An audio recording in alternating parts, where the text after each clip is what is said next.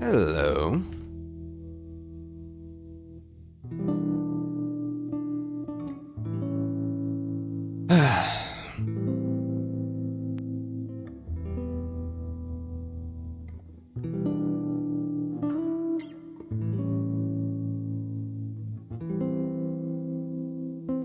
Oops, forgot something.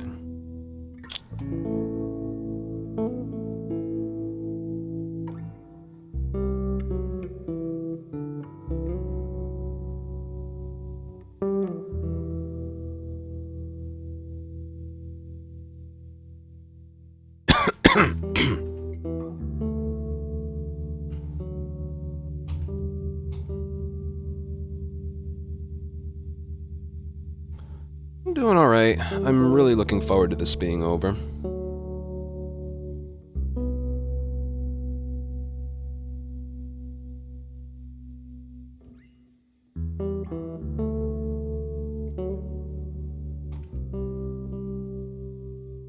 One of those things, I just got a lot on my plate right now, you know? Got the tutorial, got clips of the month. I just got like a whole group of batch of videos that I gotta get done.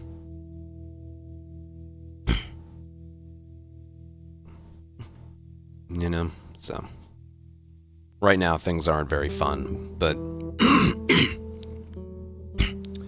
we get this out of the way and then we focus on permadeath and I'll be, oh god, I'll be smooth sailing. I'm really looking forward to that. Yeah, I figured the earlier I start, the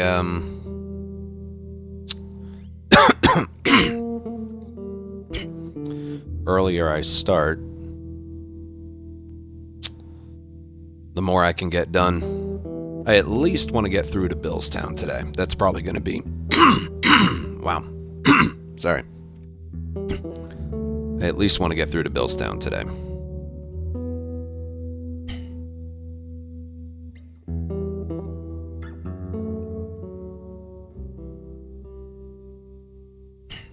Yeah, no, it will. It will. Are we going to struggle? Are we going to fail? Absolutely. But it's different than just, like, I don't know, not getting anywhere, you know?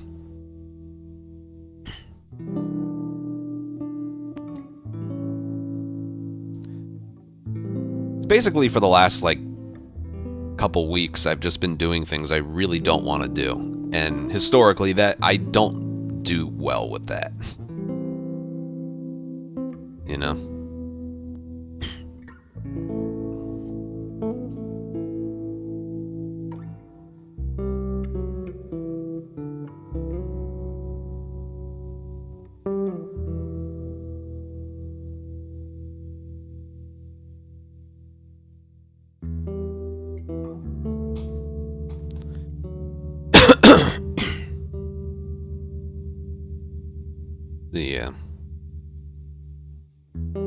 This will be good to get out of the way. I'm trying to think what's going to be so difficult to explain about this area.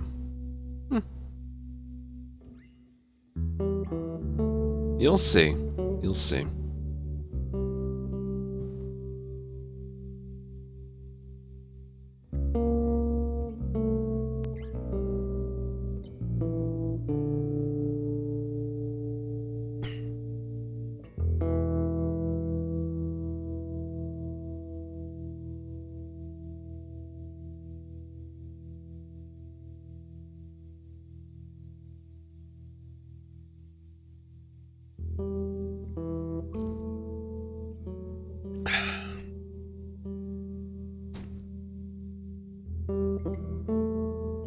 Yeah, streams for the remainder of... well, really the remainder of this month are going to be boring. Even if I do finish this relatively quickly, which I don't think I do. I'm going to do. The first video took 3 hours. So... yeah.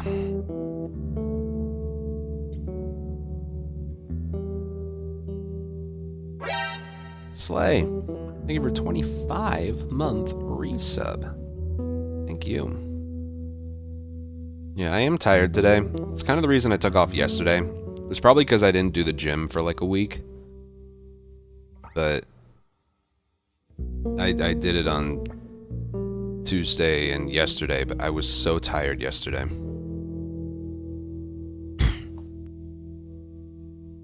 So I just took my off day, and I'll try and be on today, tomorrow, and Saturday. Yeah, but the sooner I can get this done, the better.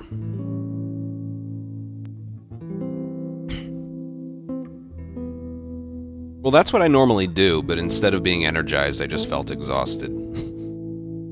It might have been one of those things I did a little too much. You know, so...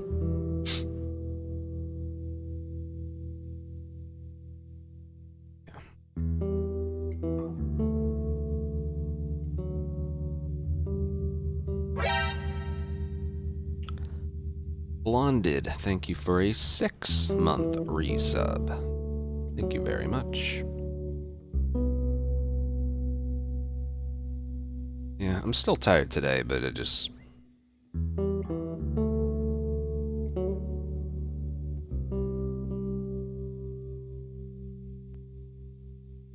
We're doing permadeath after the tutorial.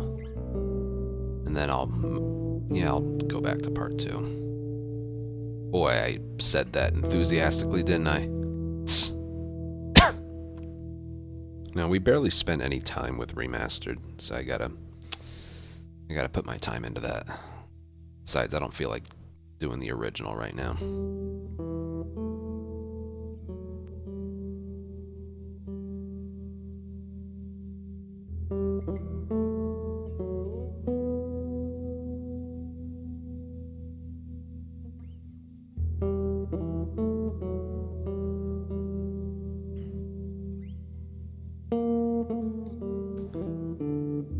You know what? Let me update that tutorial.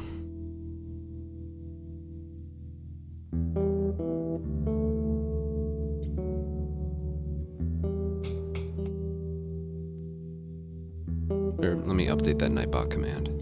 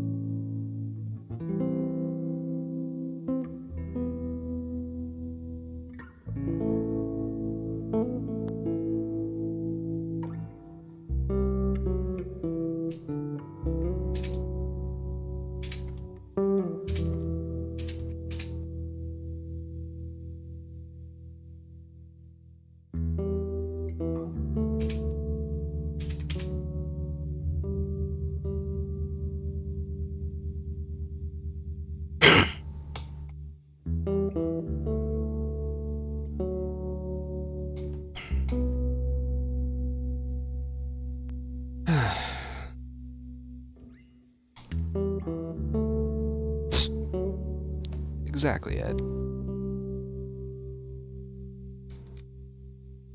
You can feel the enthusiasm through the screen, right?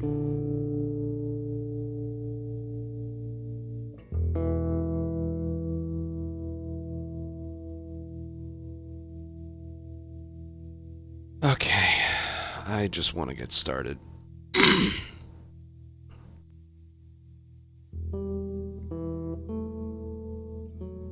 Well, not really, but...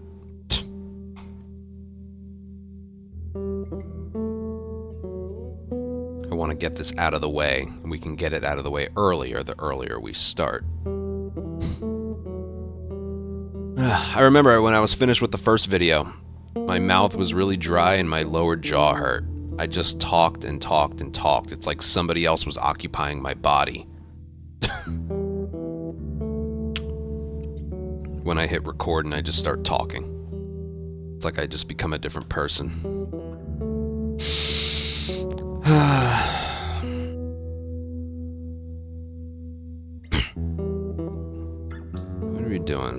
going outside and then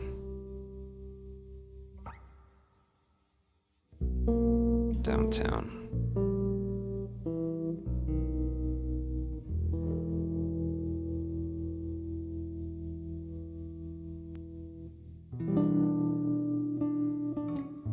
Okay.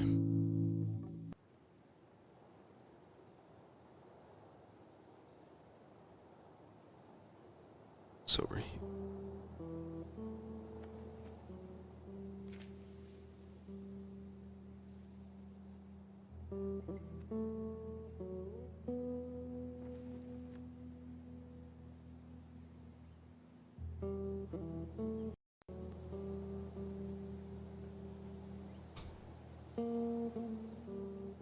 Alerts and desktop audio turned off.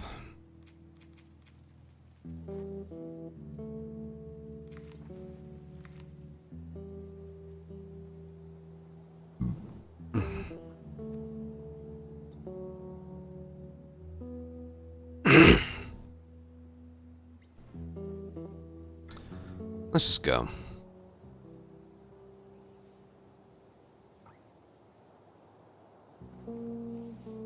Thanks. Make sure you use the chat command for if people are trying to talk to me, because I won't be acknowledging chat once I start. I could do this offline, but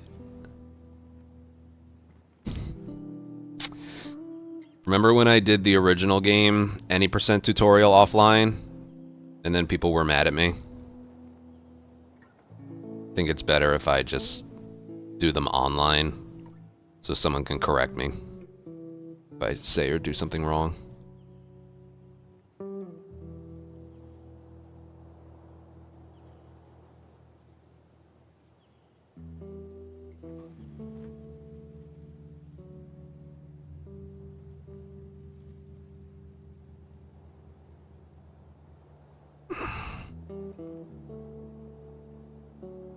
Controller's all greasy.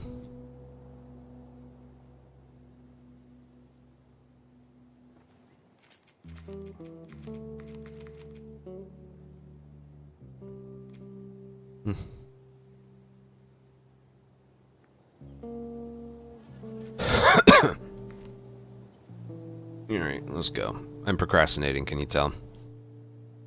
Hey, dropped. Yep. I'm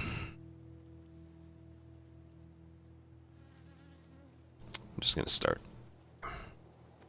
Yeah, just in case other people come in. Once I start, I'm not acknowledging chat or alerts. I'll acknowledge afterwards, okay?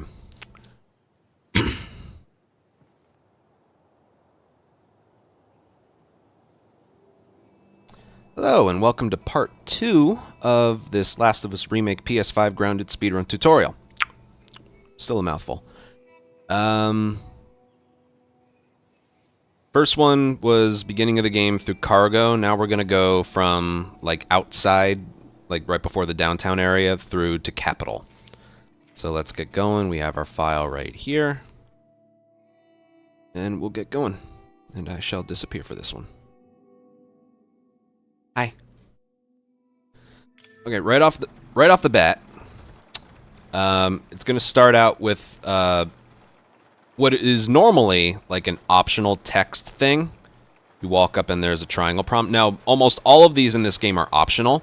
There are a few that are mandatory. This one, there's another one beginning part 2 of the coal mine fight much later in winter, but this one is mandatory. You have to hit it. So when you skip the cutscene at the very end of cargo, you're going to hold sprint forward and mash triangle. I think it's a bit strange that they're having I didn't mean to reload. Hold on. I think it's a bit strange that they're having us do their smuggling. Marlene wanted to do it herself. We weren't their first choice, or the second for that matter. Now, unlike the original, there's no special trick right here. I just hope there's someone. Someone will be around. In the original, you had to go wait for them to go through this little hole in the wall here, but you can just go yourself. So just hold sprint and forward, and then go. And you can let go sprint here, and it helps you more easily time a triangle prompt right over here. And then, now, again, unlike the original and part 2, the little wheel, for the triangle prompt for the first pull of this generator is already on the spot for the first pull. So you don't need to time anything. You just need to mash triangle the first time. See that? For some reason, it's already, the little circle's already hovering over the triangle prompt. It's kind of weird, but yeah, so mash triangle the first one and then time the next 2. And then hold sprint, come over here. Normal basic gameplay, just hit triangle over here. Who's waiting for us at the drop-off? She said there's some fireflies that have traveled all the way from another city. Girl must be important. What is the deal with you? You some bigwig's daughter or something? And again, nothing, Something like that. nothing too special. How long is this Over all gonna here, take? we're gonna If crouch. everything goes as planned, we should get you And then I'm gonna hold sprint and forward. The original had a trick where you could look up and mash triangle, and you would hit the triangle prompt here early. But there's nothing too special right here. Just hold sprint forward. I like to mash X because he, like, as you saw, he like hops up the ladder. That happens if you like mash X approaching it. Hold up. To like There's a do patrol a up ahead. hop and then start climbing immediately. It's a little bit better than like running up to it and then hitting X. All right. We're good. Come on up. Come on, kid. Watch your step. Alright, this is another one of those little restart checkpoints that saves just a little bit of time. Remember, we're going to look 52, 57. Just walk like a second forward right there. 53, 35. There's a checkpoint, and it places us Listen good. right about up here. Just know, every single one that I'm doing and showing you saves time, okay?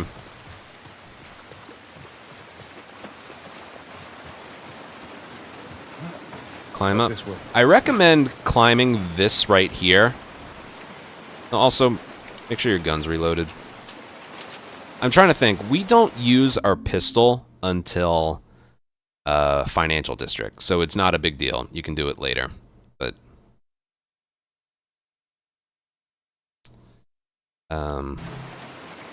anyway. If you do like the thing you did on the ladder where you mash X approaching this ledge here, Joel can like stutter step a little bit. Let me see if it happens here. No, he was... Hold on, I want to see if I can get this to show you. Alright, it's not happening here, but there are times when I have him climb and then he stutters and like his momentum takes him that way. So what I do to avoid this is I wait until he's touching it and then hit X, and then he's just a more direct path and he won't like trip and fall and stuff. Trust me. Skip cutscene, and okay. This first part's pretty easy. There's nothing to it. Sprint and crouch, you're gonna push Tess out of the way and then hold sprint again. I guess I can show that again with,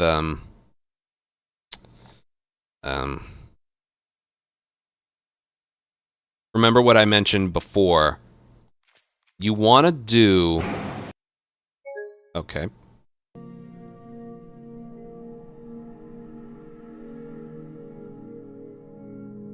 Well, how about that?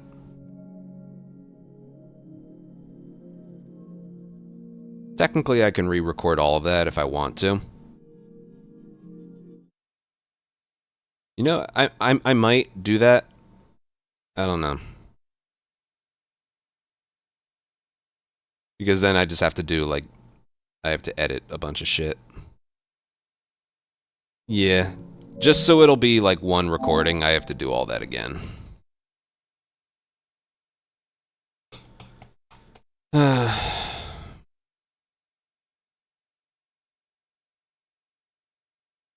already deleted the file, so yeah, we're gonna do all of that again.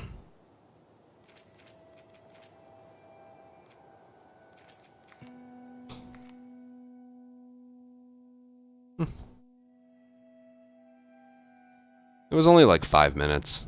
Plus, I didn't really like how it was going anyway.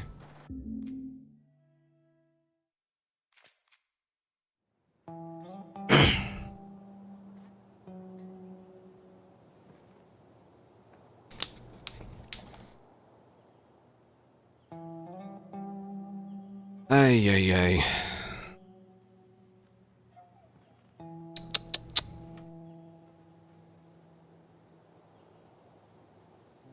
No, I didn't like how that was going anyway. Felt like I was rambling. Sometimes I feel like there's explanations that I can just skip, you know? Alright, whatever.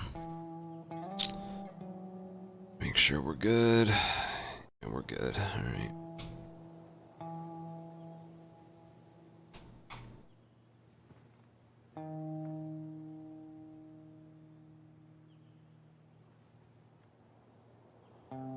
Hello and welcome to part 2 of this Last of Us Remake PS5 grounded speedrun tutorial.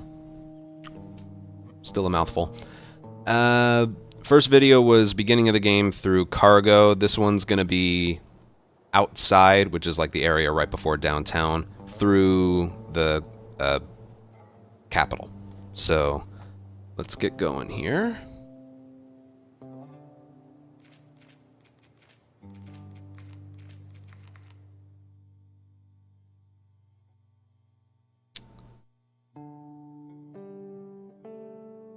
Now, let's see.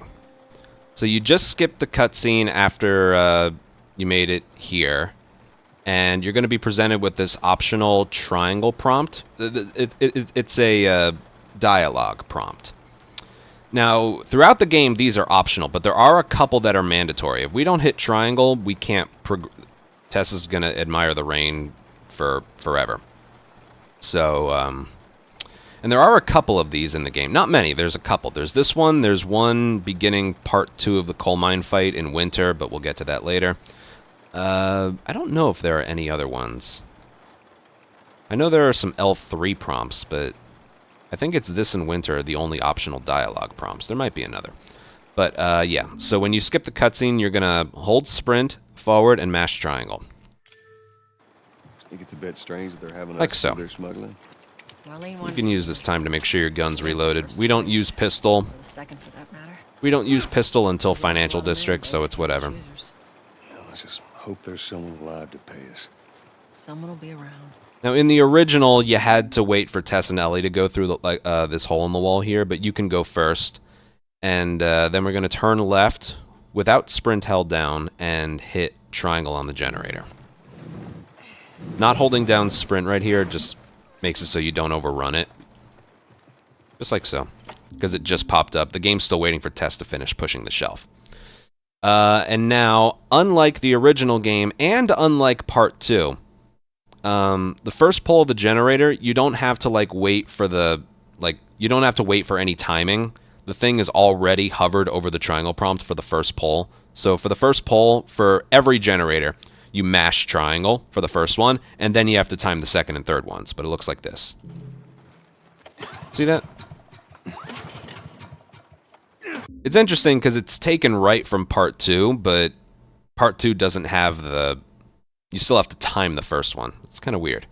Alright, and then just move over here and hit triangle on this thing.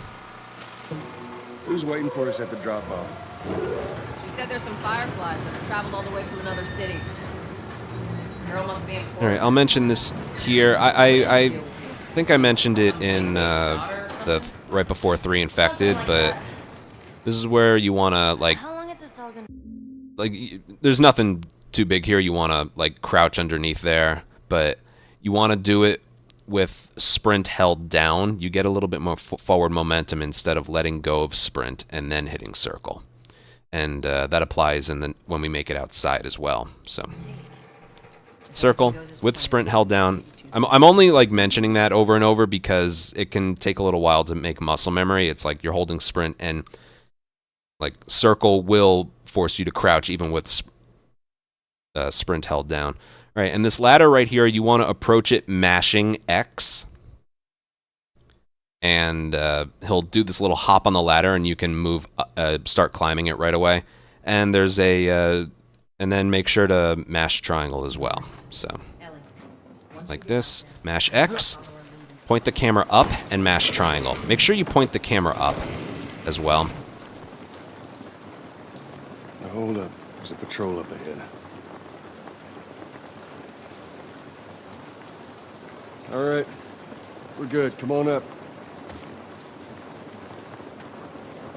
Come on, kid. Watch your step. Okay, and there's a restart checkpoint right when Joel takes a couple steps forward, so 53:14.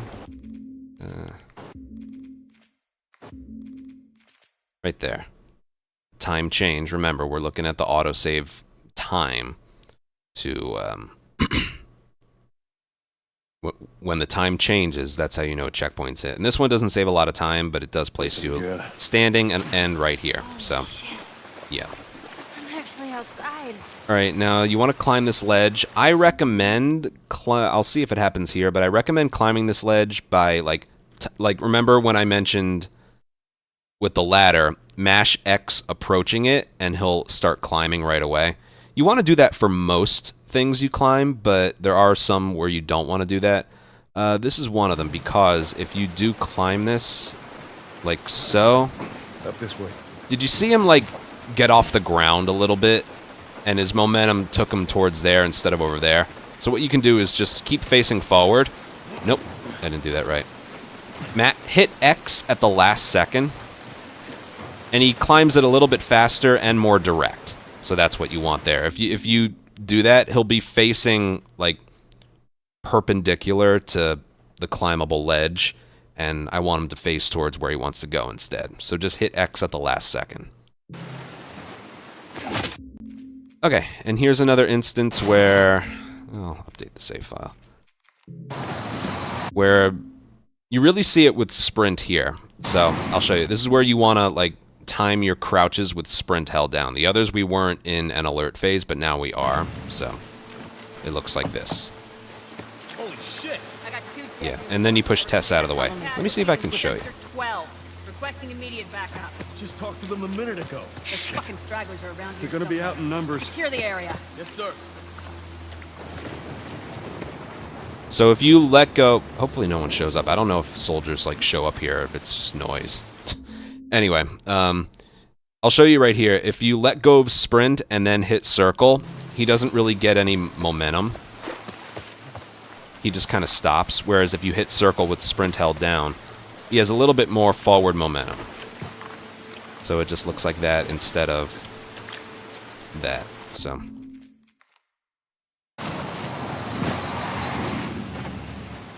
And you want to hit it early, remember.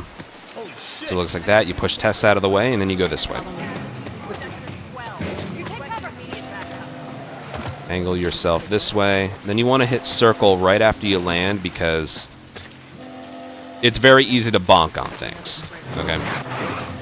You'll get the timing of your crouches the more you work on it. Trust me. If you... your first time, you're probably going to bonk on a lot of stuff. All right, when Joel gets off of this ledge right here, you want to... Don't hold sprint the whole time, because then he's just going to land, and there's a checkpoint we need to hit for another restart checkpoint that places us over there. If you hold sprint, like here, and then move forward, he's just going to land, and the checkpoint is actually like a step ahead. So if you hold sprint as he's falling, he'll have some forward momentum. So, yeah, just to show you the checkpoint, 55:23. So hold sprint and forward, there, and right there's the checkpoint. Time change, so there's a checkpoint.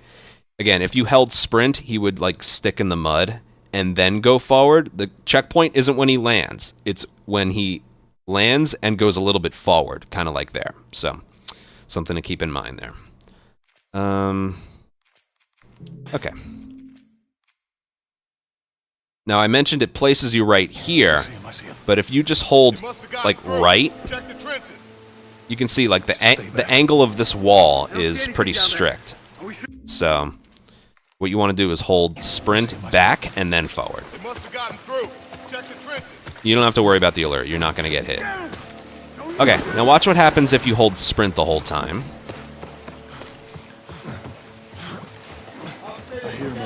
Joel's already tired. And there's a chance. There's a chance that he gets shot there. So what we're looking for is we want... all right, I'll go back here. How do I word this? When he does very short climbs, having sprint held down matters. When he does, like, somewhat bigger climbs, the animation is the same whether or not you have sprint held down or not. I see him, I see him. So I'll show you. So basically, there's two different climbs right here. There's here. Oh, God. Ow. Bastard. I'll despawn him. I think I can do that. Yeah, okay. Anyway, there's two different climbs right here. There's this one and this one. At least I'm sure this is the case. Okay, so he has sprint.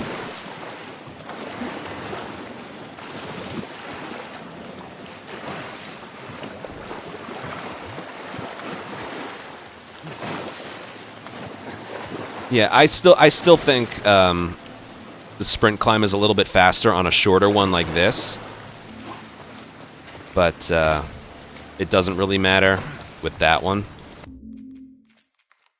I'll do it from here, and I'll show you. Basically, you saw he has tired sprint the whole way, so at some point you want to let go of sprint. So this is what I do.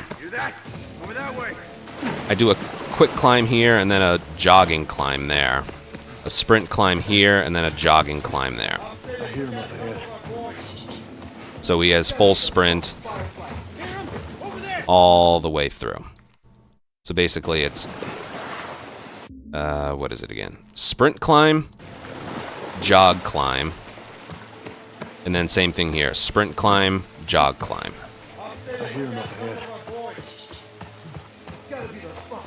And that's that. Pretty easy. You won't get shot as long as you keep moving. Okay. Checkpoint coming up. Halfway as he's falling. So 56:32. 56:45. Okay, so it's not when he lands. It's like just as he is just about to start falling. And that places him very conveniently right.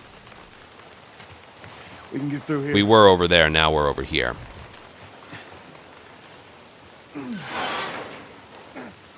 we go right for the door. Down there. Come on, Ellie. You know what? Just in case. I'll make a file here. Alright, I'll do this once and then I'll explain it. This part isn't too bad.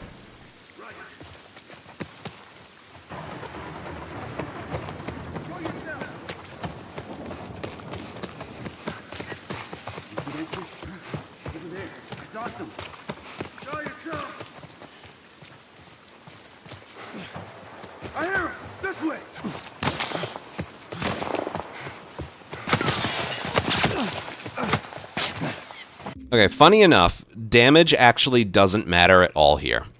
Because when we begin Capital, you're given all of your health back.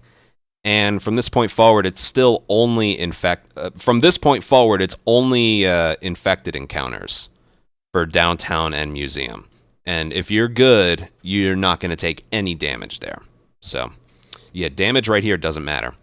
Okay, that was good, minus getting shot. Getting shot as you're about to fall down into the, like, the crater here, it is just random. That's just random. You saw he randomly, like, really reacted to getting shot. It very well could have just been a graze, so he didn't slow down there.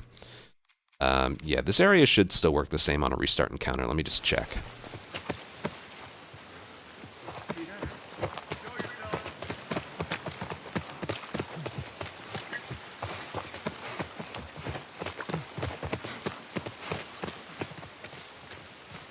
Yeah, it does.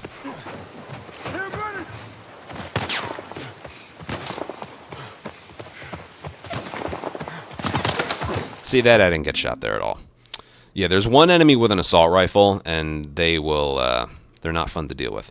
Okay, so, first things first. You can hold down sprint approaching. You can hold down sprint, like, a little bit before Joel can move, like this. And he'll sprint automatically. Then, when you get right around here, you want to crouch once. You want to crouch once. And the main reason is because you otherwise get alerted. And this isn't going to be fun.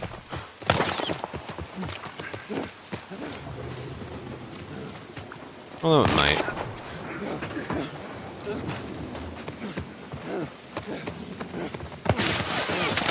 Okay, he made it through, but that's not fun. It also might be different on the first try. You don't do this area from a restart encounter or restart checkpoint. You do it from the door with the chain on it. So it might be behaving a tiny bit differently. I'm not 100% sure on that, but... Where's the sound? Oh, the sound broke. How about that? Remake. Anyway. So you might have noticed something else there. That crouch we do eliminates two things. First of all, here, I'll sprint the whole way again just to show you. Okay, most of the time he's supposed to get alerted. Right there. So that crouch, notice how he's already doing his tired sprint.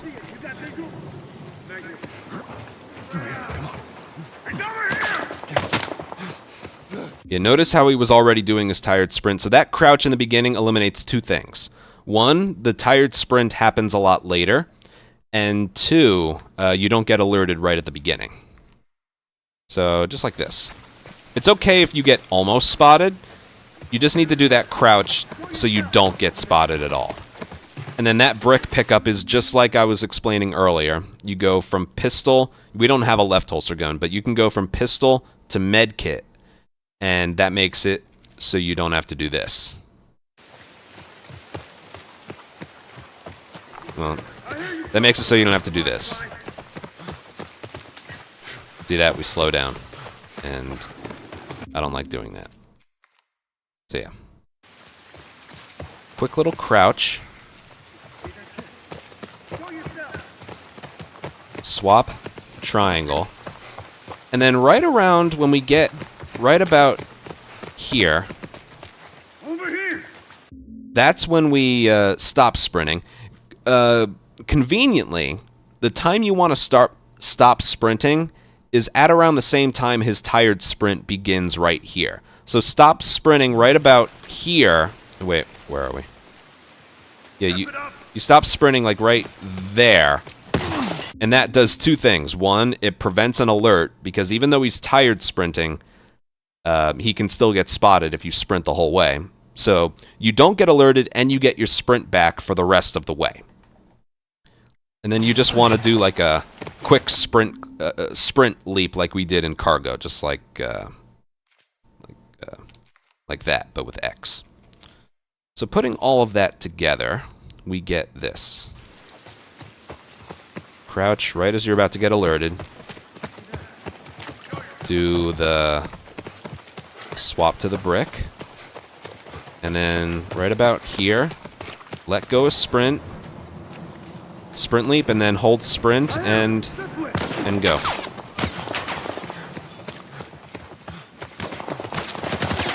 See that? We didn't even get alerted. Now, if you have a bottle, because sometimes in Cargo you're not going to use a bottle. Sometimes you're not. You need to pick up that brick. Even if you are, excuse me. Even if you already have a bottle, you need that brick pickup, because we're going to end up using a brick in the downtown fight. We're going to bash it over a clicker's head for the last kill. There are no bricks from this point forward, and it has to be a brick. If you bash the bottle over the clicker's head, it's not going to do anything. Well, it'll knock him down, but you won't be able to kill him with your fists afterwards. So, yeah. That brick pickup isn't optional. It's mandatory. Otherwise, you're going to be kind of fucked. Crouch. From pistol to medkit. Make sure you're hanging to the right. Let go of sprint. Sprint climb. And go. And that's it. Alright, hit circle when he lands. And you don't want to hit sprint, or you don't want to hit crouch in midair, because he'll land crouched. You see, he lands, takes a few steps forward, and then he's like already in this confined space here. So I'll do it all one more time, and then we'll move on. But yeah, you want to hit circle right after you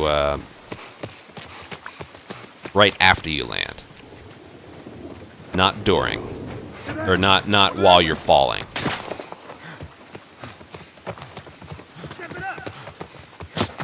There we go.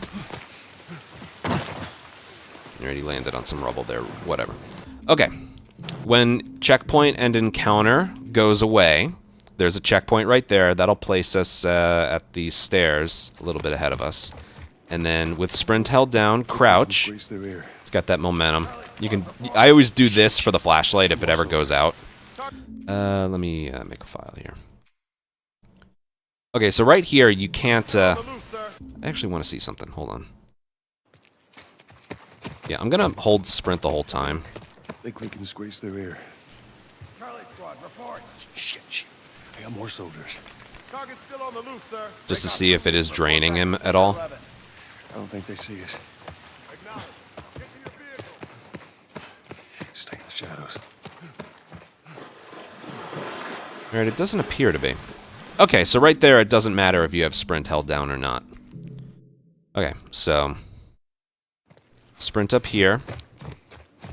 Sprint, crouch. I like to turn the flashlight back on. Right here, you're forced to walk, but you're able. Basically, you can't run here until they're done talking. So you want to crouch walk here, and what does he say? Break off pursuit and report back to Sector 11. After he's finished with the word 11, you're able to sprint. And yeah, you just want to do it like this. You can't climb anything either, so you just crouch walk forward, and then hold sprint and forward, and then just go. And it turns out if you have sprint held down while you're crouching, it's not draining it, so yeah. Okay, when he lands in the water, crouch, because otherwise you'd be walking. And then halfway you can hold sprint, and then he'll stand up as early as he can. Just like that. And then we can keep going. This way. See, one of those things, when he, just like when he was falling before, you want to hit circle after he lands, and then wait until a little bit later to hold sprint, and then when he's able to stand up, he will. If we cut through downtown, we can hit the Capitol building by sunrise. We hope. All right, if you climb on the very far right of this car, he'll do a little step up, which is what you want. It's faster. And then, unlike other climbs I've been talking about, here you can mash X to get an earlier climb. Like so. The animation's fast enough. Okay, right in front of this line right here is a checkpoint. So 102.21. 102.40. Okay, so right there. Restart checkpoint places us a little bit further ahead. And here you can check if you need some stuff reloaded or not. Also, you'll see me clicking the flashlight off and on. There's no reason for that. It's not for speed or anything. I have a hard time keeping my hands still.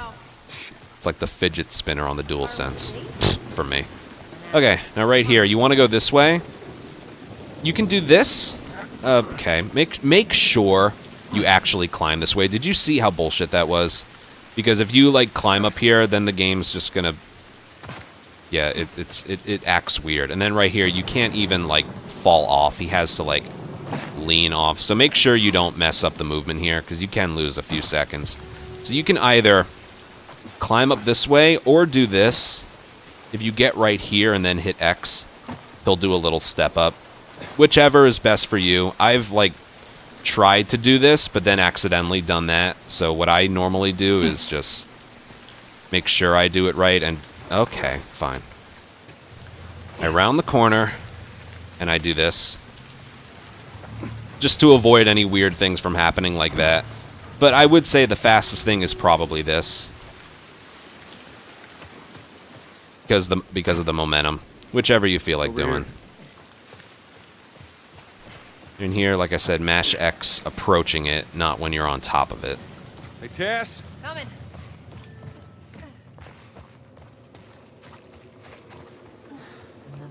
Just avoid everything. Triangle, and then you want to mash triangle here. Clicker. I have it set to hold triangle to, like, lift doors. Even today, I sometimes confuse, wait, what prompt does what? If you're lifting something, it's usually triangle. If you're trying to open a door, it's usually, like, mashing square for something, like the next door coming up. But, yeah, this is the one instance where, you want to mash triangle. And I also have it set... When it comes to square prompts, I have it set to mash. When it comes to triangle prompts for like lifting doors, I have it set to hold. That's preference though. It's up to you. It doesn't matter. So yeah, here you, unlike other areas, you want to mash triangle. Triangle prompt on the door, and then mash square. Sort of. All right, little checkpoint right here. As soon as you're able to move Joel, some checkpoints are as soon as you're able to move Joel. And so what I do is I aim while I'm waiting. So, like there, do you see his right shoulder lift up a little? You can use the load files, but this one's pretty clear. As soon as I see him move, restart checkpoint, and it places us from there to here. So it's not much. Okay, pick up these supplements and then hit circle, and then go forward. You want to make sure you're a little bit to the left, because if you're to the right, you're going to crouch and then do that, and it's a little bit easier to do this all standing up. So,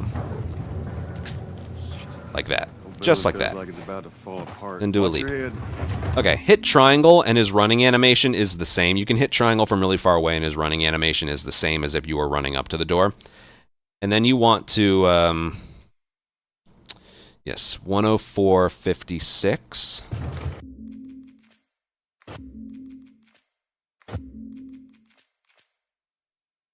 105.04. Okay, so the time changed. This one's kind of hard to tell. It's when he gets right in front of the door after you've hit triangle. Restart checkpoint. You get a funny side effect here with Tess. Isn't that funny? Just know this is faster. He starts like the door turning and opening the door a little bit earlier. But it's kind of funny. Give me a hand with this. All right, as soon as you hit square the third time, there's also another checkpoint. So I usually go like this, right there. And on the bottom right, it's hard to see here, but there's like some shadow textures that change, like right where the controller is. And it's basically as soon as you'll be mashing square for this, so you hit it as early as you can. I like to mash it and then use my left thumb for pause. But a cue to know when the checkpoint's hit, again, is either when the time changes or I notice some shadow textures change to the right of the door. So that's what I use. All right, I am making a file here because there's a lot to explain. You don't have to hit anything here.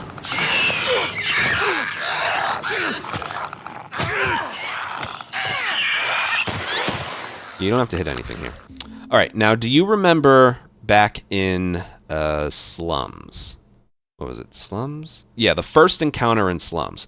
I killed an enemy, and then I said hold sprint, and then don't let go of sprint at all. Remember when I said that? We're also going to do that here. Okay? Now, the earliest you can hold it down the whole time, but I think the earliest you can hold it down is right about here. You alright? It's nothing. And as you can see, even though we're not in an encounter, we can sprint.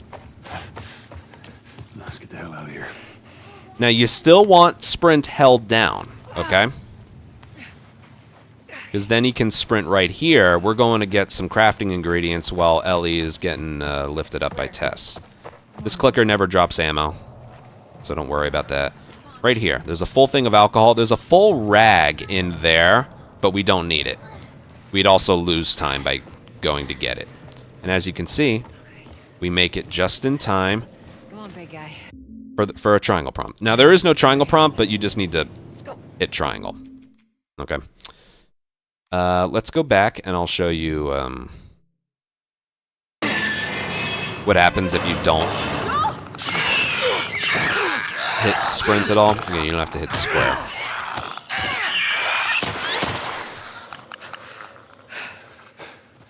So if you forget to hold down sprint, this is the result. You alright? See, I'll hold down sprint, Let's search for supplies. no sprint. Okay? Let's get the hell out of here.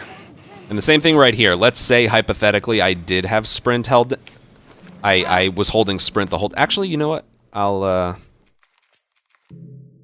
show you.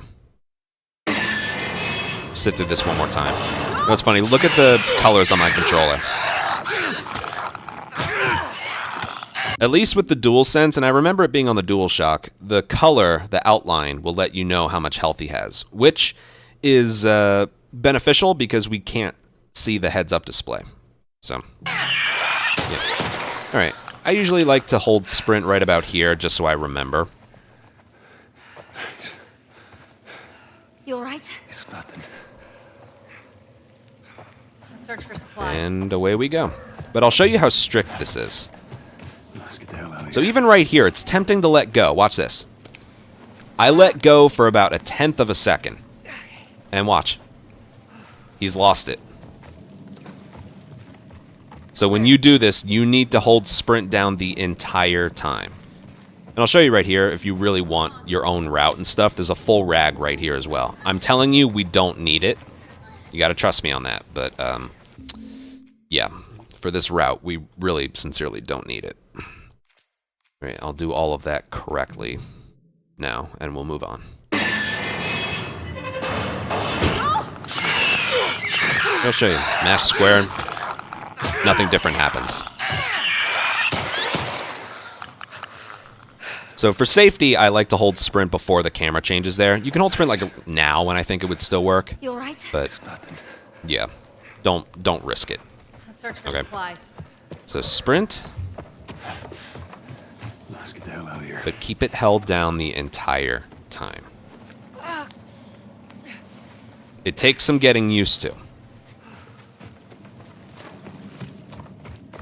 And then it runs out on its own right here. It runs out when Joel would otherwise begin tired sprinting. Does that make sense? All right, so there's full rag, or full thing of alcohol. I want to make sure it's... Let's go. Oh, X works too. I didn't know that. I wouldn't recommend using X, because if you want to back up for it and you hit X, you'll quick turn. I use back and X for quick turn, but I don't use it that often in this run. I don't think I use it at all, actually. Yeah, so just use triangle. Okay, I think I talked about this before. This right here is a cutscene, but this is one of the cutscenes where you don't want to skip it. Again, I can't show it here. You know what? Hold on, give me 1 second. I'll bring up my record.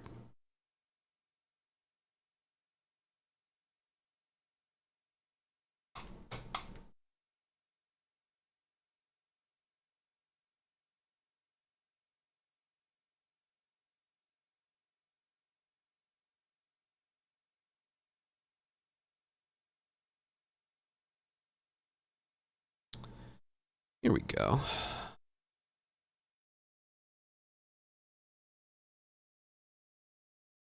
So as you can see, this is the same cutscene, just a little bit later. Watch when it starts up again compared to when Joel moves. See the little timer at the top right? Did you notice how he was able to move while the timer... See that? He's able to move a little bit while the timer is still paused. Developer oversight, I'm sure. But you'll see if we were to... I'll make a save file right here. If we were to... One moment, please.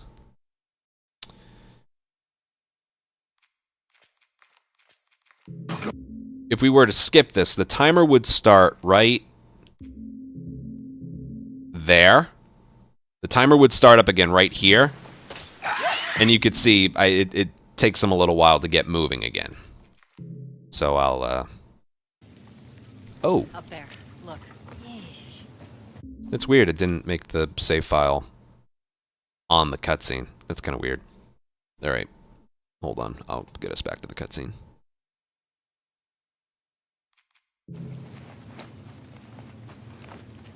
That's odd. Just see if there's a way through.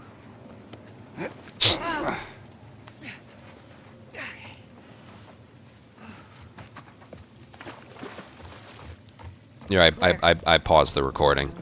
I remember in the original, in Coal Mine, I would quick turn.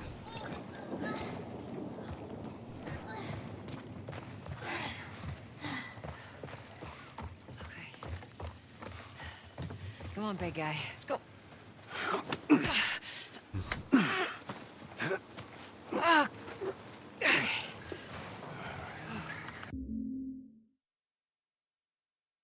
Okay, here we go.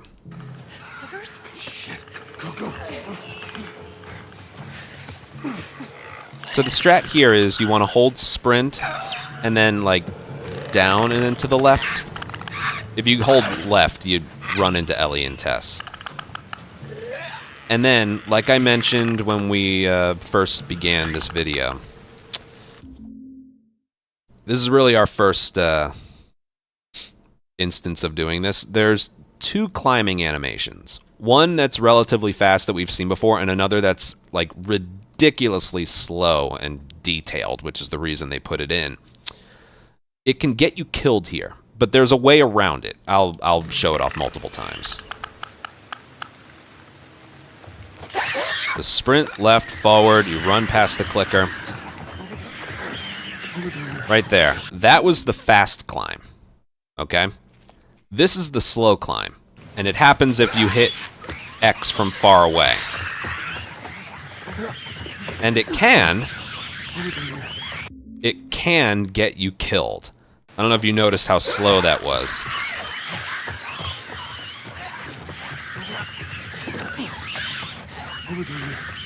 See how slow it is?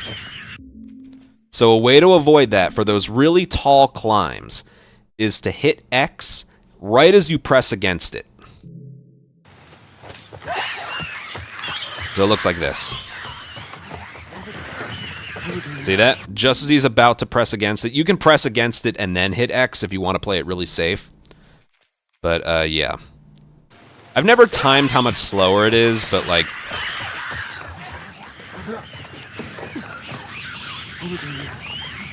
And I've had it where the clicker actually, like... His hand hits your foot when I'm almost at the top, and it killed me. So, there's that super slow climb compared to this. So make sure you do that. Okay, checkpoint right here. This one's super important. It gets Tess and Ellie right next to you, because I know when we do permadeath and you can't do this checkpoint, you end up waiting forever for them. So when checkpoint and encounter just goes to checkpoint. Right there. Checkpoint's hit. The clicker's despawned. And you can't go back. And Tess and Ellie are right here with you. Okay, so then what you do is you mash sprint forward and you mash X so you climb over the thing. And this is a good part to introduce when Joel is landing from some tall, like, some high falls, basically. So watch this. Oh, he didn't... I guess he doesn't do it here. All right, we'll focus on that in another spot, I guess. All right, yeah, we'll focus on that later. Basically, what ends up happening is... this happens a bit later, but sometimes Joel will, you know, jump down or fall from a distance and then land and then take like 3 seconds to stand back up. That's avoided by hitting circle midair like that. But I guess you don't have to do that here. Hold on. Oh no, there it is right there. See that? Yeah. I don't know what makes him do that. Well, either way, you don't want that, okay? If you hold forward, his momentum continues to go forward. If you hold back, that's what gives him that super slow, like, recovering animation. So what I do to avoid that is I mash X, I hit circle, and then I turn around and hit triangle right away. So again, it's right after, it can be as he's falling or right after you hit X. So I hit circle right there, and then go. And I turn the camera and hold forward while I'm doing that. So all that together is like this. Circle, turn the camera. I wait until after he lands before I hit sprint again, because if I do circle, then sprint, I still get that super, super slow recovery animation. So, boom, circle, and then go. And then hold back. Trust me, the slow recovery animation will irritate you enough that you become an expert at this kind of movement. Come on. All right, once again, climb, and then as he's falling, hit circle, and then right about there, right before he lands, you can check the time, but it's right before he lands, there's a checkpoint, and it triggers in this dialogue a little bit faster. Just don't look down. Okay. Are you serious?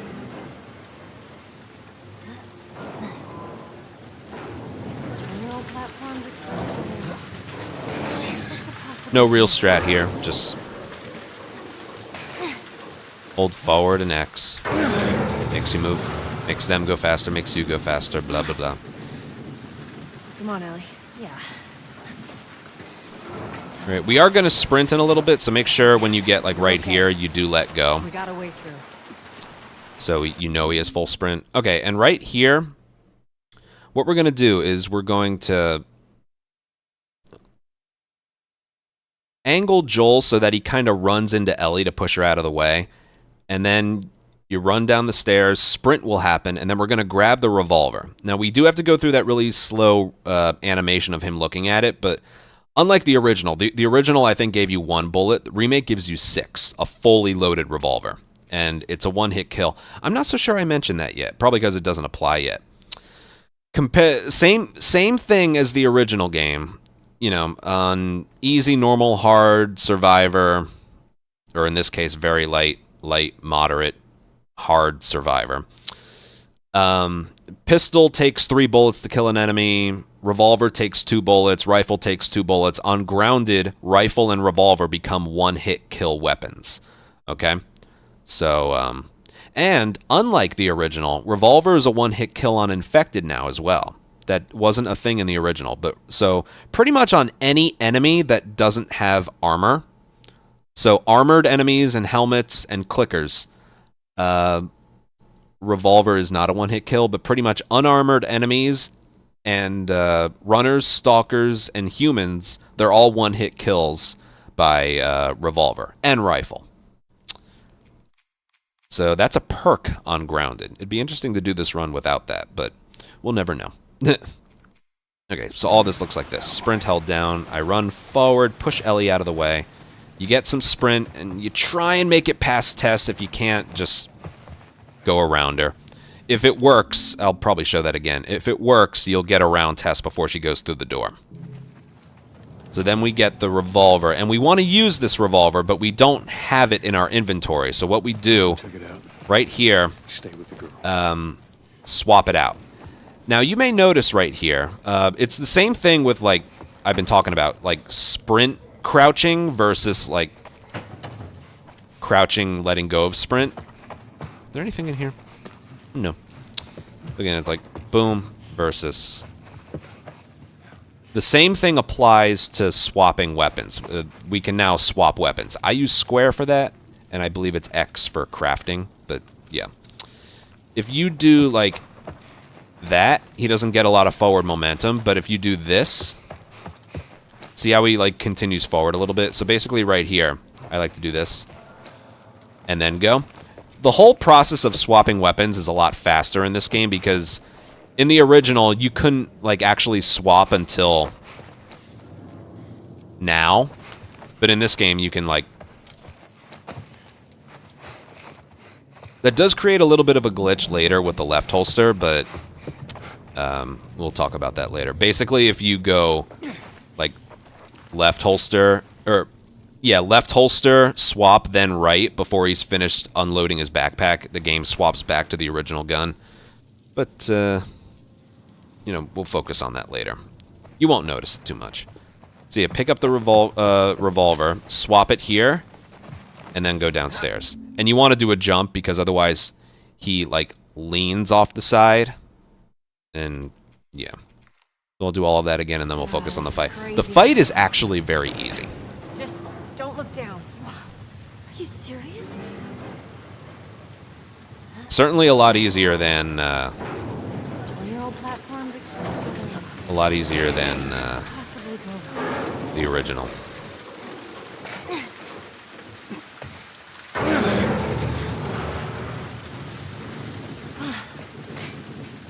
Come on, Ellie. Yeah. Don't look down. Just don't look down. You're okay. Okay, so remember, I have You gotta sprint wait. held down the whole time. I wait until Joel's body is angled this way. I hold forward, push Ellie out of the way. Joel gets sprint, I move around Tess, and I go for the gun. And sometimes Ellie can block you here, which she didn't. Swap, and go.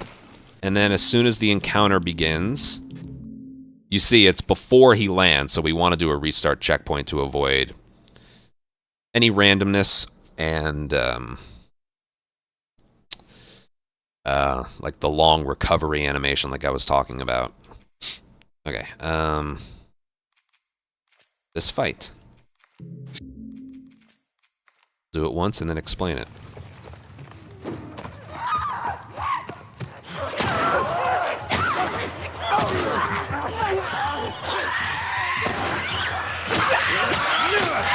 That's it. And then after you're done, you pick up this melee weapon and that brick, and then you wait for the encounter to end. We can do this as many times as we want. Okay, first things first, don't sprint this way, because you'll get heard by that clicker. Like, you want to get alerted by the one at the end of the hall, but you don't want to get alerted by this clicker. If you hug this side of the wall instead the left, the clicker will hear you, and he won't be in the spot that you want. The first things first, go and hug this side of the wall. And as you see, the clicker wasn't alerted to us that whole time. Now, then just fire 3 revolver bullets.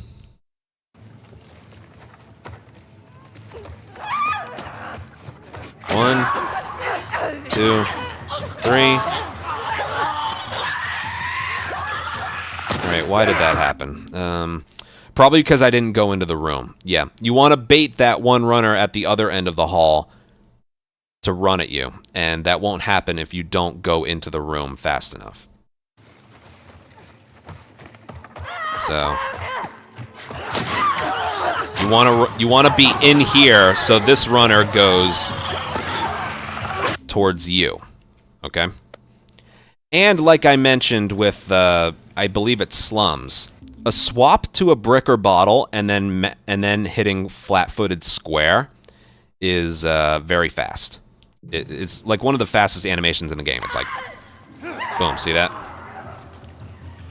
Make sure you don't have sprint held down, because otherwise you're going to do that. And you don't want to do that. You want to do the bashing. So you make sure you're flat-footed without sprint held down. Yeah.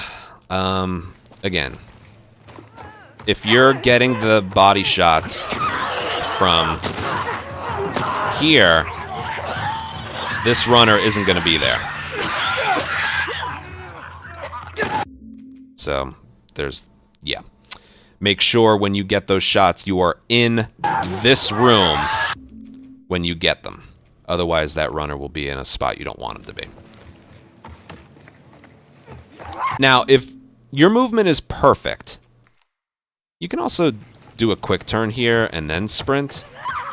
No, I got alerted too early. Yeah, if you want, you can do a quick turn here. It's not that big a deal. I wouldn't recommend it. If your movement is perfect right here, this shot can be a little bit difficult because he's behind the door.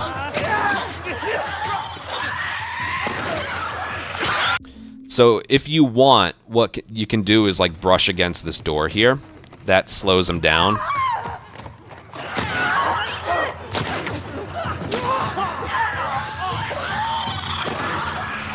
I think you get it. It's up to you if you want to like do this and then sprint forward.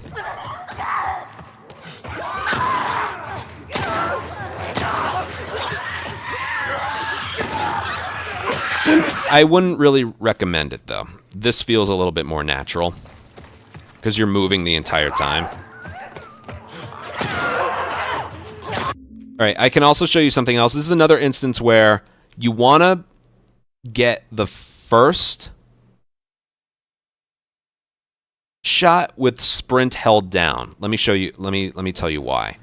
Because if you do this thing where you let go, like boom,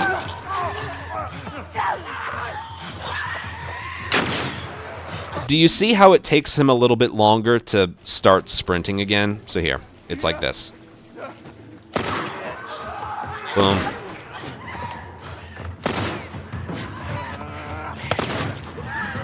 Notice how he's not sprinting right away. If you have sprint held down the entire time, it's easier. See? He sprints right away. That's the whole reason I do that. You want to do that with the first bullet, not necessarily with the second and third. See, because if you let go of sprint... Oh, I missed. Hold on. If you... I think you see where I'm going. If you let go of sprint, you might not make it into the room in time.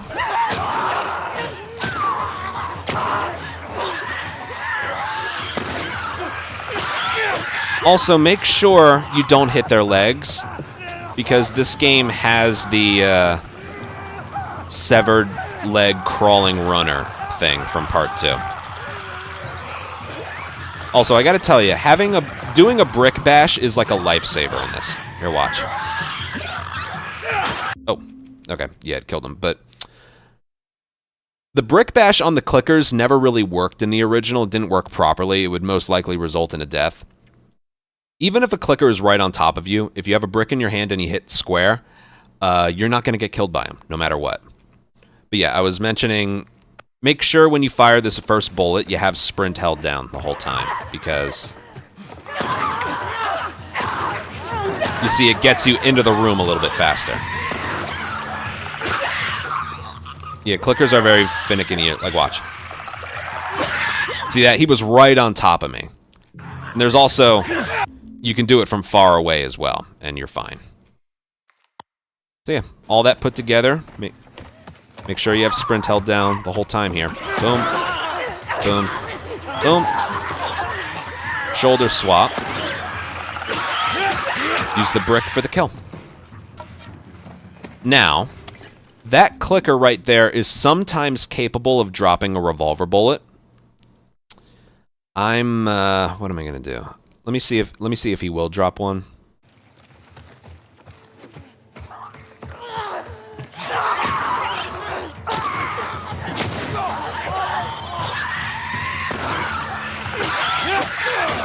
All right, he's capable of dropping one, okay? It doesn't... Do the repeated pauses right there. Checkpoint there, and you're good. And again, we picked up a melee weapon and a brick behind the thing. What was I talking about? Yeah. Whether or not that clicker drops a revolver bullet for you, that won't affect anything having to do with downtown or museum. That will affect right before Bill's trap. There's a revolver with one bullet right before there that we use to get rid of the nail bomb. If this clicker drops a bullet, you don't have to pick up that bullet. If he doesn't drop it, you pick it up and reload it, wastes like a second. So you don't really change anything. It doesn't affect the rest of this split and Museum and Capital. Okay, it's just a luxury thing. All right, so right off the bat, as you notice, there's a revolver. There's a revolver at our foot. I don't know if I'd recommend mashing triangle. Yeah, you can, but you wanna. Yeah, you want to make sure... Alright, so this is interesting. You actually have some movement while the screen is black. Here, look. See, there's nothing. But if I hold sprint and forward, see how he was already moving? That doesn't apply to every single checkpoint and cutscene in the game. But it definitely applies here. So if you are going to try and pick up the... You need that revolver bullet. It's mandatory to pick up. But I'm saying if you just hold sprint forward, look down, and mash triangle, you're not going to get it. So what I like to do is hold up left and look down. And, yeah, I pick it up that way. You can also, of course, when you're finished, you can also, of course, just pick it up and then move on. But, yeah, I like to hold up left, down, and mash triangle. Like so. And then just hit triangle for this when he stands up.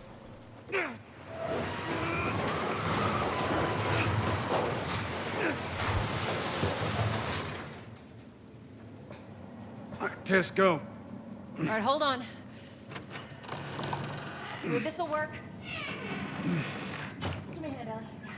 All right, right here, there's a couple different ways to climb up this thing here. It's kind of glitchy. That should do it. Of course, you could do this where you just climb forward. But that's kind of slow. There is a thing we can do here. Let me see if I can get it. Where if you hit X from like over here, you can get that. And then you just have to let go of sprint, then hold it back down, and he'll start running. Right there. But yeah, it's kind of weird. There's also this, I think. That's probably the most frequent. There is a step-up one. There's another one. I don't know how to trigger it. Oh yeah, that. And then you go. So there's like 3 different ways to climb up. Usually you start from here. I usually just hold sprint and then just hit X like that. That's the fastest one right there. And then I reload. If you want to, there's some health right... Oh my god, fuck off. Okay, fine. There's some health right there. I don't recommend getting it because you don't need it. Okay? Where's this placing me? Okay.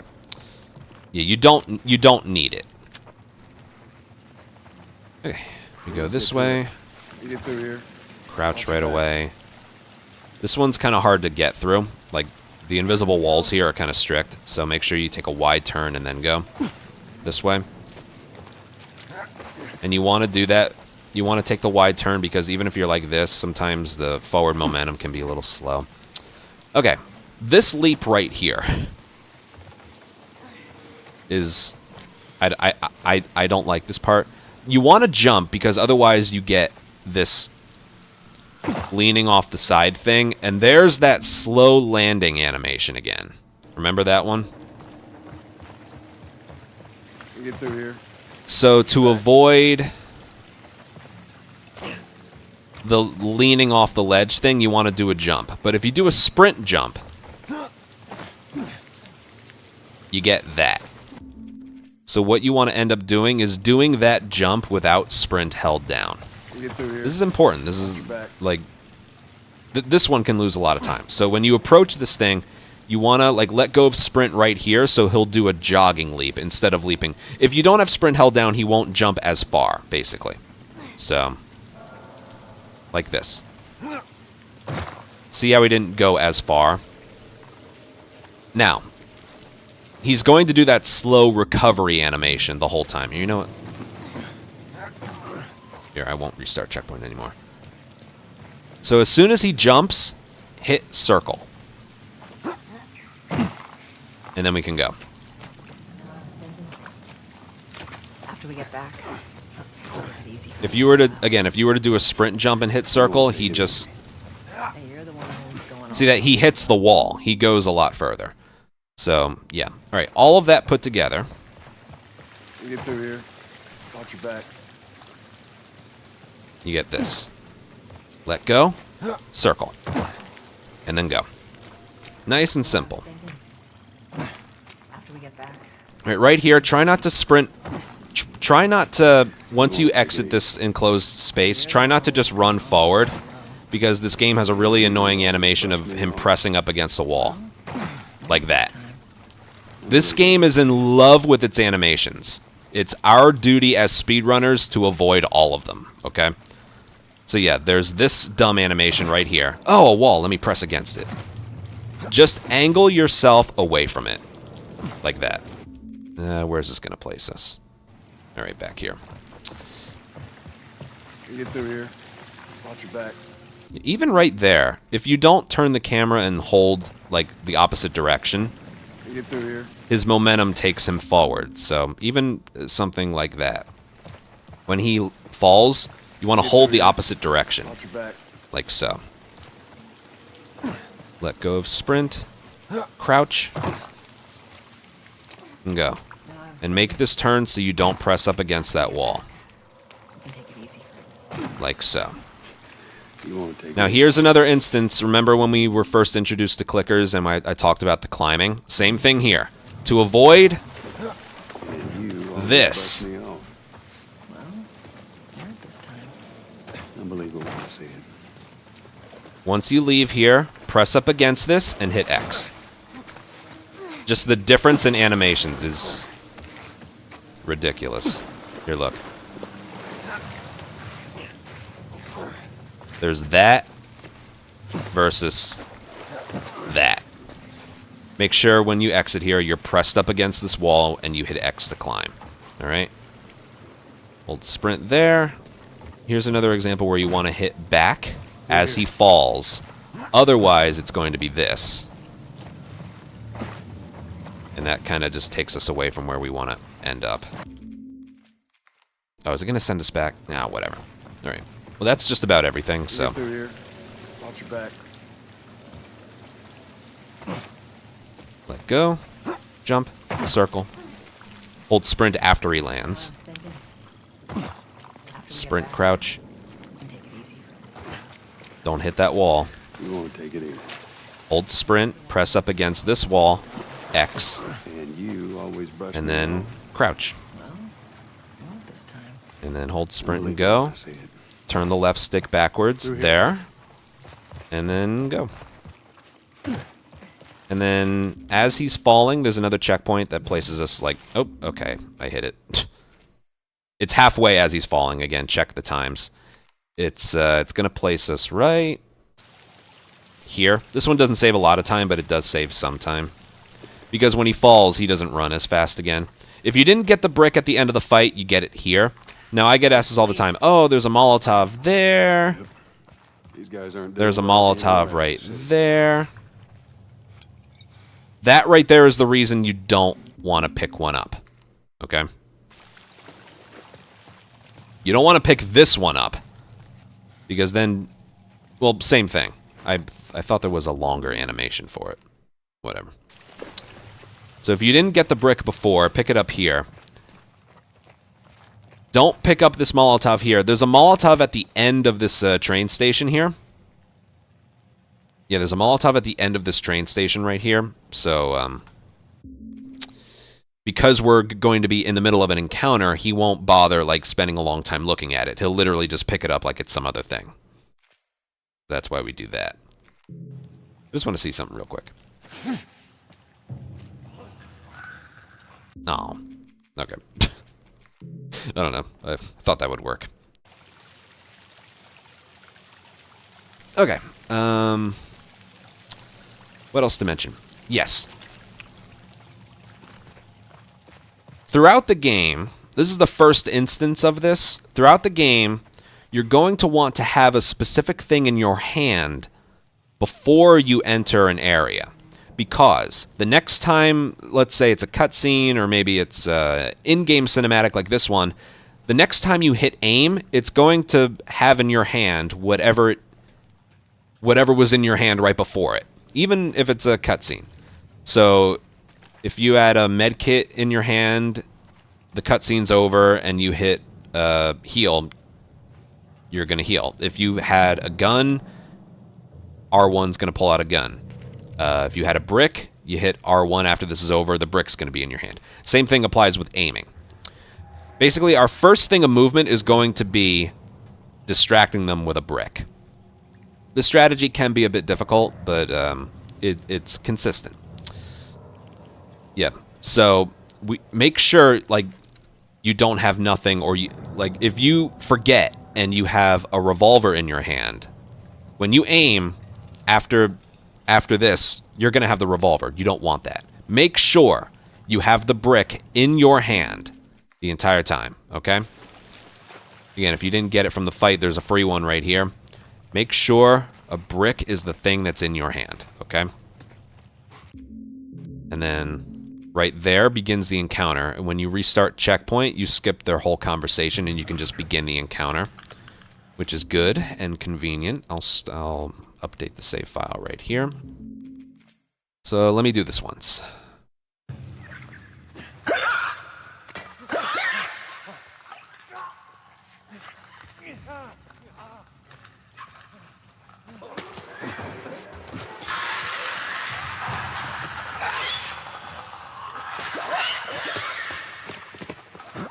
This way. Almost out of this. Come on. Shit.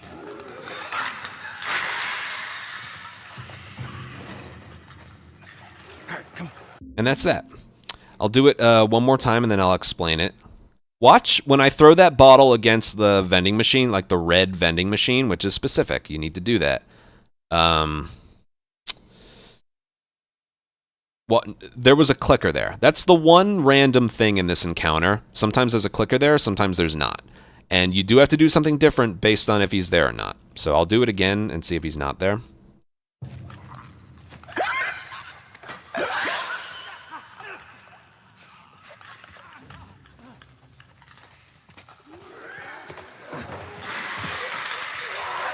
Okay, I don't know why that happened. Forget it.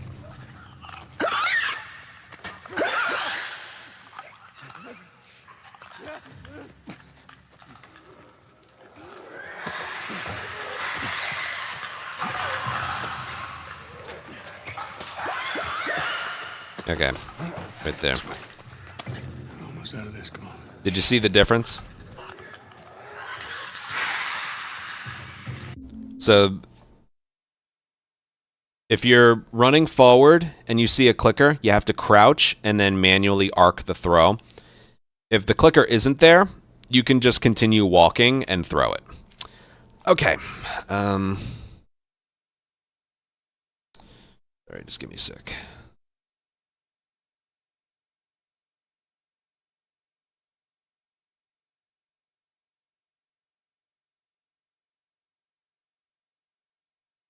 All right, I paused. I just need a little break.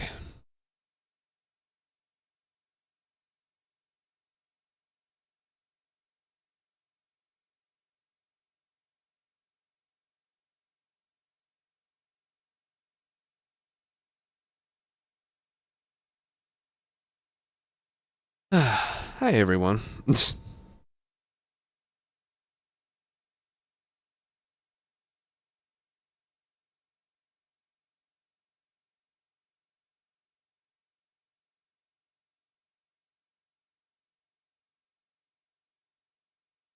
There, I'm just tired. These are exhausting.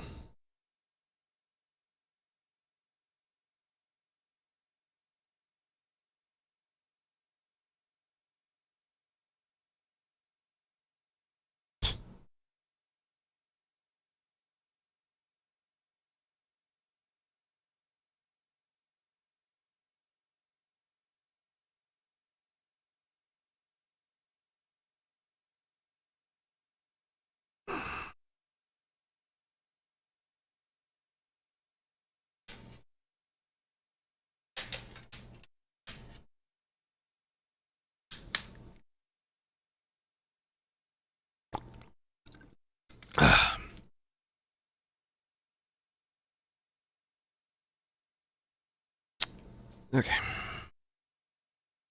You don't have that much more to go for this one. It's only 5:40. I'm probably going to be able to get Billstown out of the way.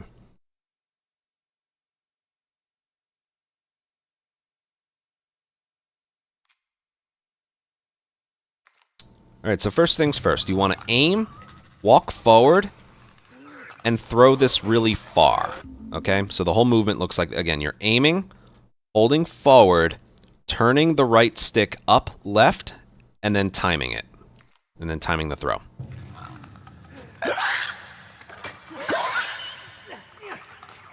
Okay? And then right afterwards, you want to look down and pick up the bottle that's right at your feet.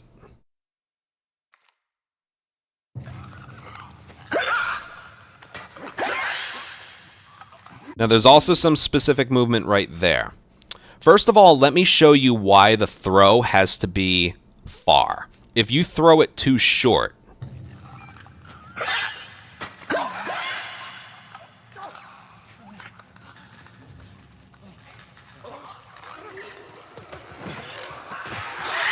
that's why. That clicker that was by the vending machines, he hears it. But if you throw it really far, like that, he won't go to investigate it. So that's pretty easy to remember. If you throw it short, he'll investigate it. If you throw it really far, he won't. Okay? Let's see. What else? So yeah, that's why you need to have a brick in your hand right away. We start with aim. Throw it far. Right after you throw it, you have to move slowly. Because if you move at full speed, two things are going to happen. One, you're not going to be able to pick up the bottle that's right at your feet. And two, their senses are very, very good on grounded. Very, very good. So yeah, two birds with one stone here. You get the bottle at your feet, and you don't get alerted by that clicker.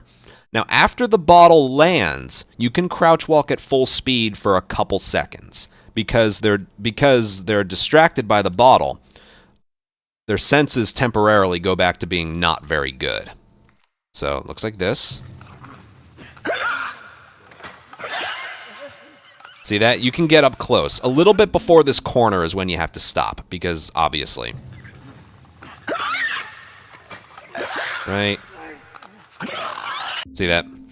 Their senses, it comes back to them pretty quickly. So.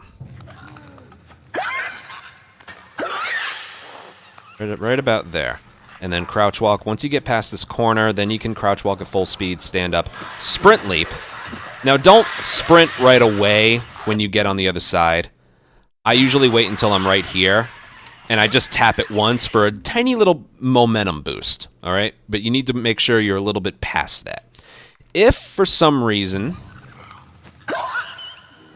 you miss the bottle, you probably saw it before. There's a brick right here. And then a tiny little tap forward. And, yeah, so make sure you do it late and just do it once. You don't want to hold it down. Just a one little, boom, and he does like a little thing forward. So if you miss the bottle, there's a brick right there, but as you saw, it's a little bit iffy to pick up and then do a sprint leap, because you can do a sprint leap from pretty far away.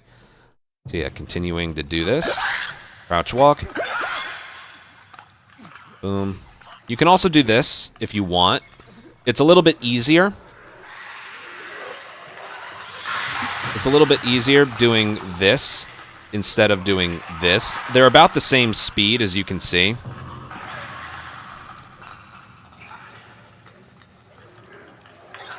You don't want to crouch walk at full speed again, because they'll hear that.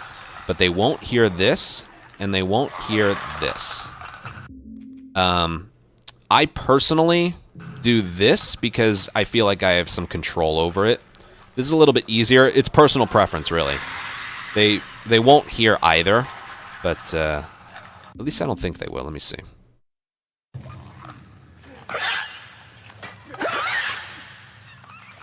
Okay, they do hear that here. Yeah, I would recommend, unless you do it early enough, I'd recommend not doing this.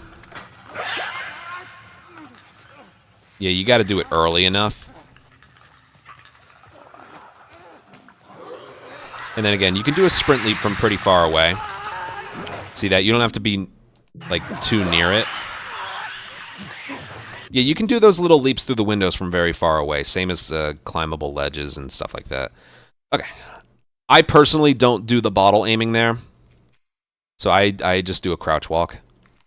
Yeah. Far throw. Okay, he didn't...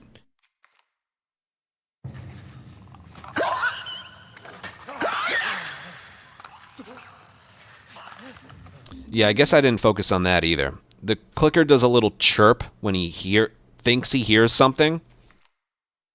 So if you do like a crouch walk... I want to see if this works. I might get too close to him. No, it still works.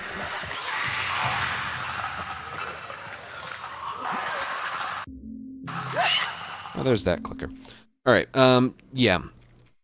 You'll notice the clicker gets out of your way a little bit earlier if you get him to chirp. So after you throw the bottle, you can hold forward for a little bit longer, but then like right after, just slightly. I can explain this the best I can. You got to practice it yourself to understand why things work, why things don't. But yeah.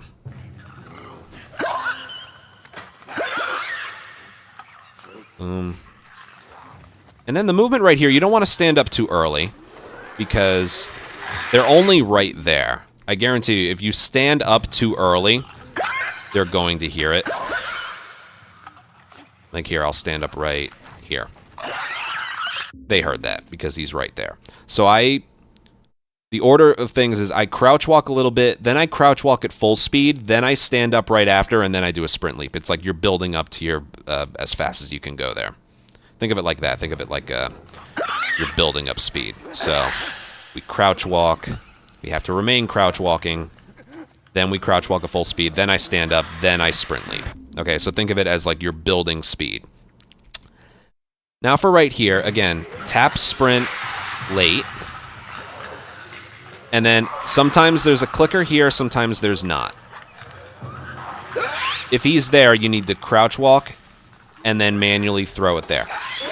And then because, again, their senses are bad because they were distracted, once the bottle hits the vending machine, you can start sprinting. And they won't hear you. Okay? Whoa. And that right there is why when you leap through the window, you want to hit circle so he's landing. Okay? So he's crouched when he lands. Okay? Again. Chirp. Crouch walk. Let go. Right around here. Crouch walk full speed. Stand up. Sprint leap. Boom. Clicker is not here, so vending machine. Sprint. Circle. Now, I personally here choose to do the brick aiming because, well, just because. That's a preference for me. What else to mention here?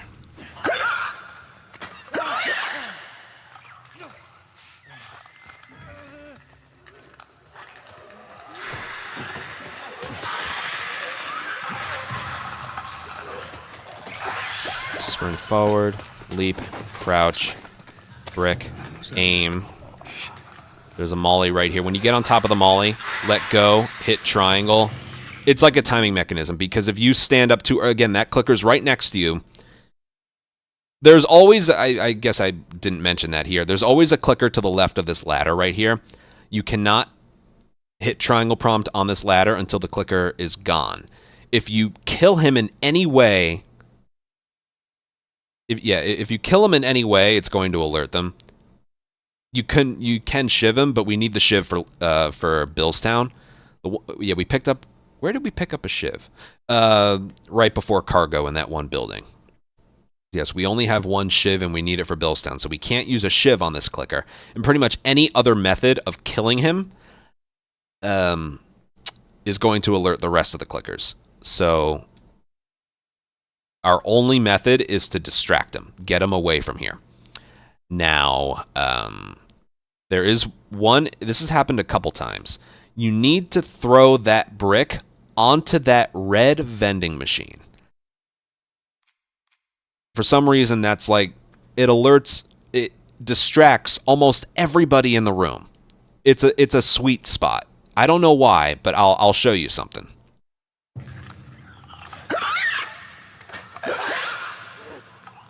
This is something that's happened to me quite a few times.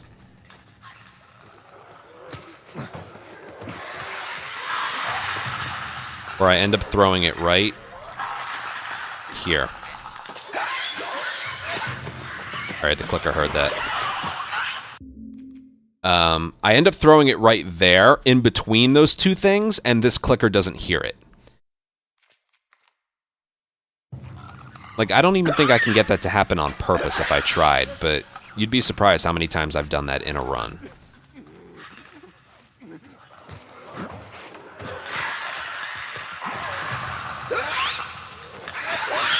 And that right there is why, if that clicker is randomly right there, you have to crouch and then manually aim at the red vending machine. Because if you don't, he'll hear you standing up. And if you just throw it, it's going to lock onto him. So if that clicker's there, you need to crouch, throw it, and after it lands, even though he's there, you can still sprint. Okay? So yeah. If he's not there, you don't have to do a manual throw. Throws in this game without aiming go further than in the original. So like that. Boom. There's that. Crouch. Brick pickup. I like to aim. When you're right on top of the Molotov, pick it up, stand up, and then go. Yeah, red vending machine. It also works on the vending machine to the right, but I don't like aiming that far to the right. Like here. That vending machine to the right actually has glass that can break. It needs to hit one of those vending machines. To watch, I'll throw it onto this one. Because it has very loud glass breaking. That's why. Oh, I guess don't do that. I didn't know that was a possibility. If that happens, do this.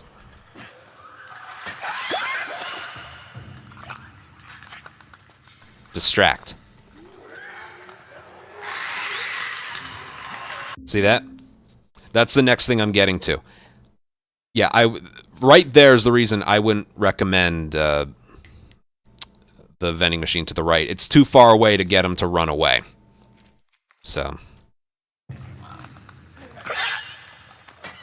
I didn't know that was a thing until now. Trust me, the more you do this, the more you get used to it. So yeah, I like to throw it right there. See how nice, quick, and simple that was? Also, don't, like, walk this way.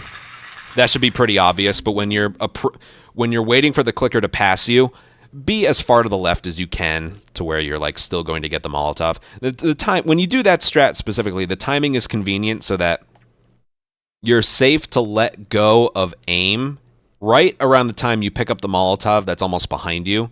It's right at your feet. And then you can stand up. Don't sprint. Stand up and then just hit triangle. Okay, I need to show you one thing that can happen.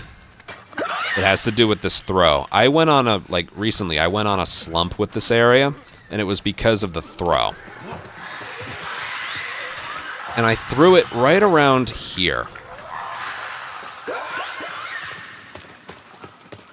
Basically what happened is the clicker didn't hear it. Oh! Here, I'm just gonna improvise. Here, watch this.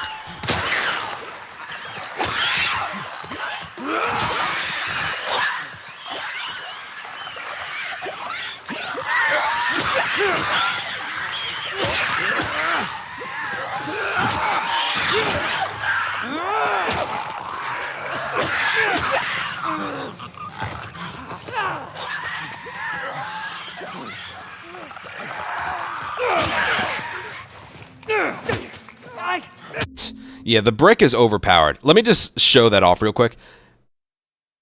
You don't necessarily have to constantly do a brick bash and kill him with it. If you have a melee weapon, one bash on a runner and then a sprint swing with a melee weapon is enough to kill. And then 2 brick bashes and a sprint swing with a melee weapon is enough for a kill as well. And the brick won't break as long as it's not the... the brick won't break as long as it's not the killing move. It's the final... The brick basically has infinite number of hits as long as the hit doesn't kill whoever you're hitting. So watch this. It's kind of fun.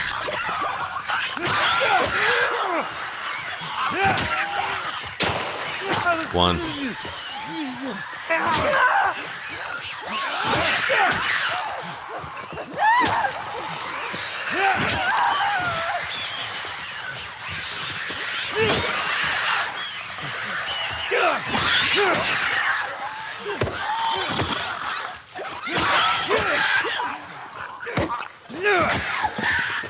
Isn't that cool?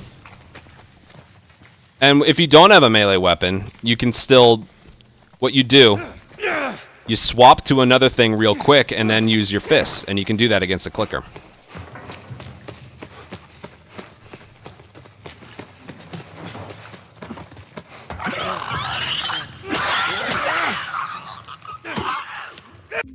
Isn't that crazy? Yeah. That's great as a backup strategy, okay? Let's say you're doing permadeath. That's a great backup strategy. Brick is OP. Now, some people are like, team brick or team bottle? If you have a bottle...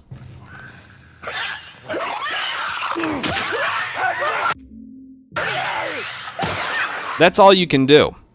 It knocks him to the ground, and it doesn't even knock him to the ground. But yeah, that... We do end up using that brick bash, like 1 brick bash on a runner and then a sprint swing. I need to check something. I'm pretty sure.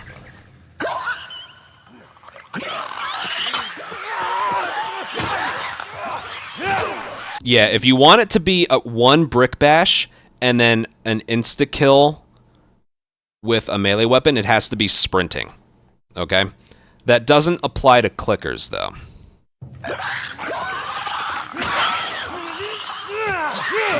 See that?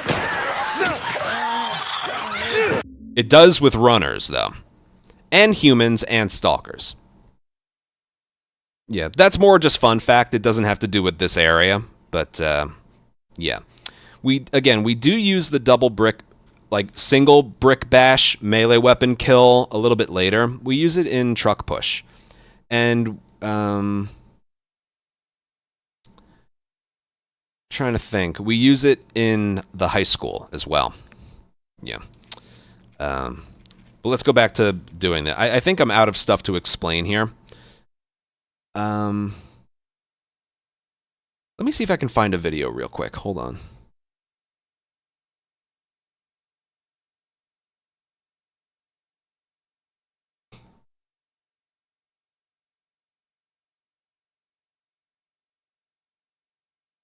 I want one in downtown. Hold on. Give me a second here.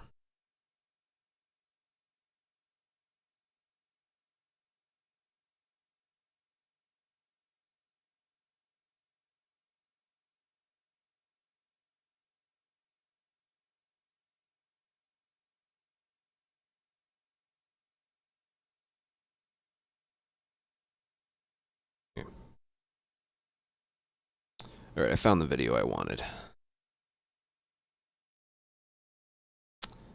I'm performing what we're doing right now, but the throw went in such a perfect spot, it distracted everybody except the clicker that was near the ladder.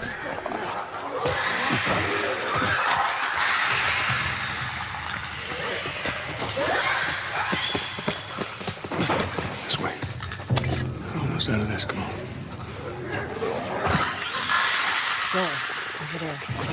And there isn't anything...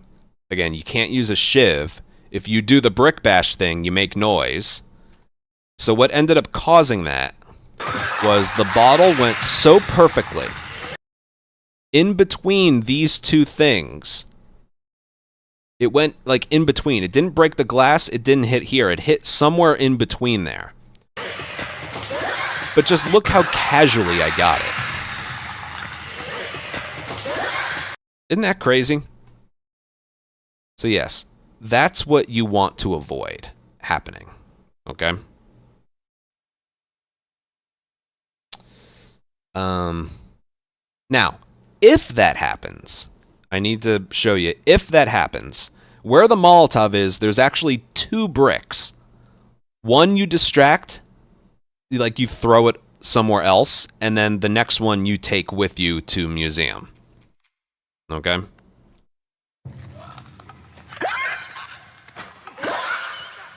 Here we go. I don't even think I could get that on purpose if I tried. So you know what? I won't.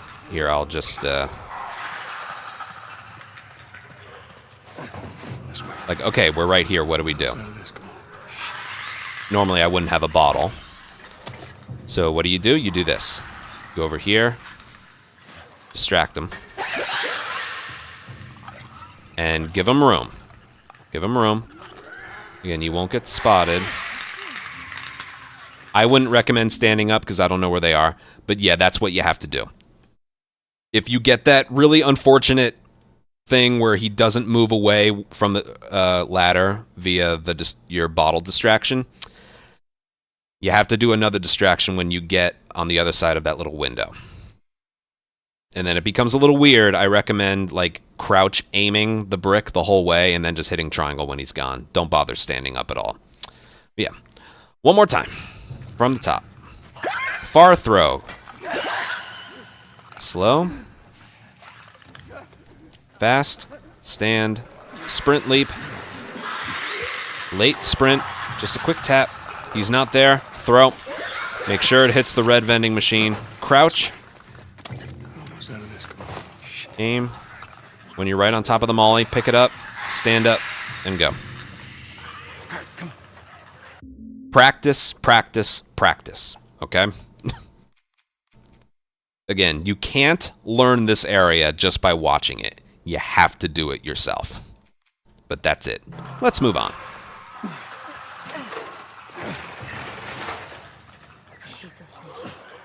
Uh-oh. Uh-oh. You can't climb the ladder right away. That's odd. Tess will say, like, hey, come on. Then you can climb. Like so. So still be quiet, okay? All right, now right here, you want to angle yourself off so you don't, well, like this. You want to angle yourself off. And make sure you hold sprint. There's another one of those spots where if you let go of sprint when you make it outside, you lose your sprint. So we want to sprint all the way to a checkpoint. So I'm only going to do this once, so it all looks like this. Angle yourself off so it's like that. Okay, so your momentum is going towards here. Climb that, and then you climb up here. There's a checkpoint right on top of here. What I want to show off is when you let go of sprint, you lose it. But also, when you're climbing up here, make sure you can mash X from far away here. Make sure you don't do this. The slow climb, the dreaded slow climb. Make sure you're far enough to the left and you can mash X approaching it. And also, make sure a brick is in your, just like when we first started this area, make sure a brick is in your hand when you begin this, because we're going to do a strategy up here. So make sure when you fall down, you have sprint held down the whole time, otherwise you lose it. We're sprinting up here. Brick in your hand right before. Yes. And then 138.02. All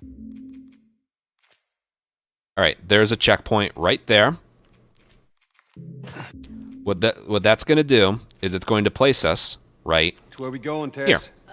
So we go from there to here. Now watch this. This strategy, you kind of only get one chance at it. Because when Tess is done talking, the checkpoint is updated. And we don't want this checkpoint. See, watch. Capitol building's in this direction.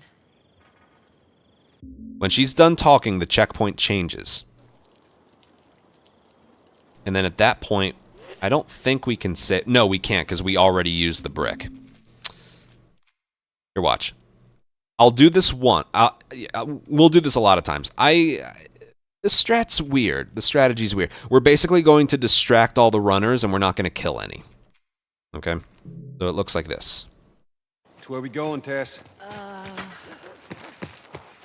Capitol building's in this direction.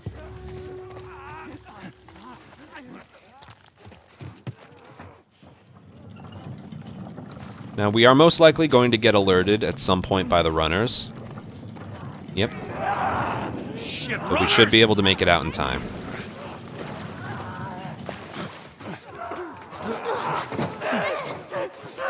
And then you go. Now, the reason you need to get this first try is because if something messes up and you restart checkpoint, it places you here, but we threw the brick before the checkpoint was hit. So we just lost the brick. So we can't distract them. The only thing you could do as a backup is, like, boom, boom, and then hopefully they dropped a couple, which they did. That would be the only backup you could do. And then it checkpoints you there again once that encounter is over.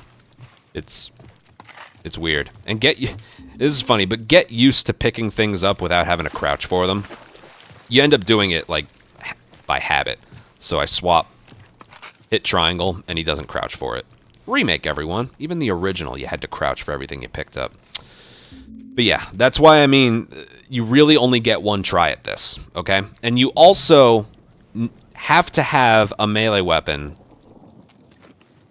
for the museum encounter right before you head out to the fire escape. So yes. That's a good backup where you use 2 revolver bullets and then do a double melee weapon swing. But in order for that to be effective, they have to drop... of the 3 enemies, they have to drop 2 revolver bullets, okay? So yeah. It's a much better strategy to not have to deal with randomness and RNG via this distraction. You end up not using any ammo.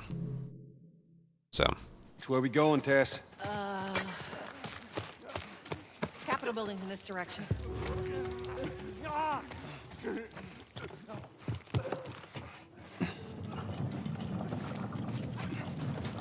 I'll explain more about this.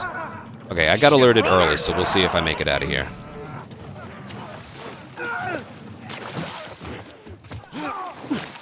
Yes, also, if you don't push the crate close enough, you won't climb out of there. I'll do the backup tier one more time. This is literally the only thing you can do.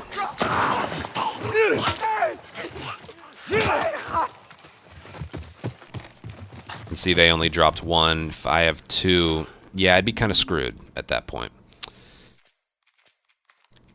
Practice this over and over and over to make sure you you can do this in your sleep, okay? It's very important because it's kind of unrecoverable if you mess it up. And you don't get a second try at it. So, if you're going to put practice into any area, make sure it's this one. Because it's very strict and specific. First things first is the brick throw. You want this brick throw to be... Where we going, Tess? And again, by having it in your hand before you did that restart checkpoint over there, you're able to hit R1 to throw it instead of having to swap to it. So instead of having to hit down on the D-pad, you can just hit fire or reload without having to think.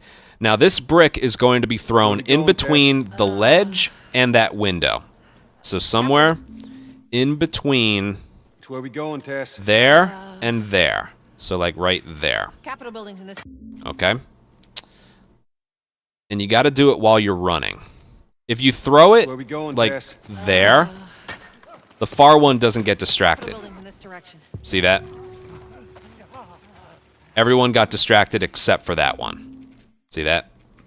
So you can't throw it on the ledge. If you throw it on the window, Where we going, Tess? like basically too far to the left. Hold on, that was too far. If you throw it too far to the left, Where we going, Tess? like that, Capitol building's in this direction. this one was... I don't know what he was going to do. Let me try that again. I think he was going to come out this way. Where we going, Tess? No, hold on. Where we going, Tess? Nope, too far. Hold on, I want to get it just right. Where we going, Tess? I want to get it just right to show you why you don't want to throw it there. Capitol building's in this direction. That one turned out pretty good. Whatever. Again, it's hard. It's kind of... You need to throw it right away, and it's hard to move the reticle like that far to the left, so you don't want to throw it there. The sweet spot is just a little bit to the left in between the one window and the corner of the building.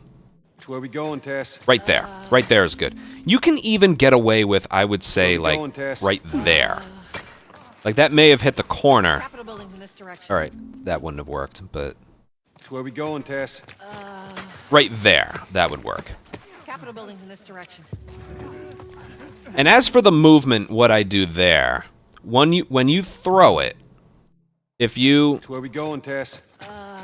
sprint too far, like, Capitol building's in this direction. see that? Shit, runners! Right on the corner of that car is when you want to crouch. Where we going, Tess? So throw it, sprint, crouch. Capitol building's in this direction. And then I crouch for about 1 second. And then I sprint right here. You don't want to sprint while they're still in this building. That should be pretty obvious. But you do need to sprint at some point. I normally start it right here, because if you don't sprint... If you don't sprint at all, this happens. See that? Such helpful, valuable companions. Right? So yes, Where we going, Tess? that's a good throw. Crouch for 1 second, stand up. They won't hear you. But you have to sprint at some point, otherwise... Yeah. Now watch what happens when I do sprint. Where we going, Tess? That's a good throw. Capitol Crouch, building's in this direction. stand up. I sprint right about here. Tess follows me a little bit further and then is out of my way. So you just have to sprint at some point. Again, you're almost always going to get alerted. Make sure this is close enough to the truck, and then climb out of here. This area is so strict. You are able to angle the crate so that you can climb quicker. This isn't an area you want to play around with. Just make sure the crate is close enough so that you can climb out, because they can grab you, they can push you, they can do whatever. It's a bit hectic. So yeah. What else is there to mention? Where we going, Tess? Yeah, you don't want to like play around with it and like say Capitol do building's in this. direction. See that? You don't want to play around with it, which is why I normally pick... Shit, I runners! pick, like, this spot right here, where the tiles match. You know, there's this. Thanks, Tess. Real helpful. I pick the part of the floor that, you know, starts to look normal again. Where we going, Tess? So right at the corner of the car. Crouch. I wait about 1 second. I wait until they start moving to stand up. And then right about here. Well, that's supposed to get Tess. Shit, Let me runners! see if I can make it out.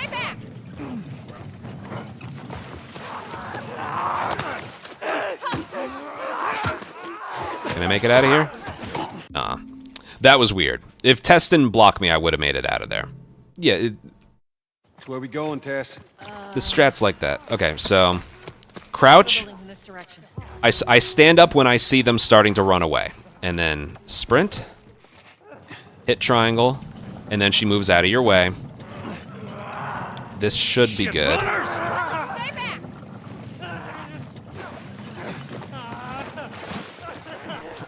See, there's an instance right there. Like, I was able to angle this thing so that it was really far to the left. It was really far to the left. and close enough but still far away so that I mashed X early and he did a faster climb. Okay?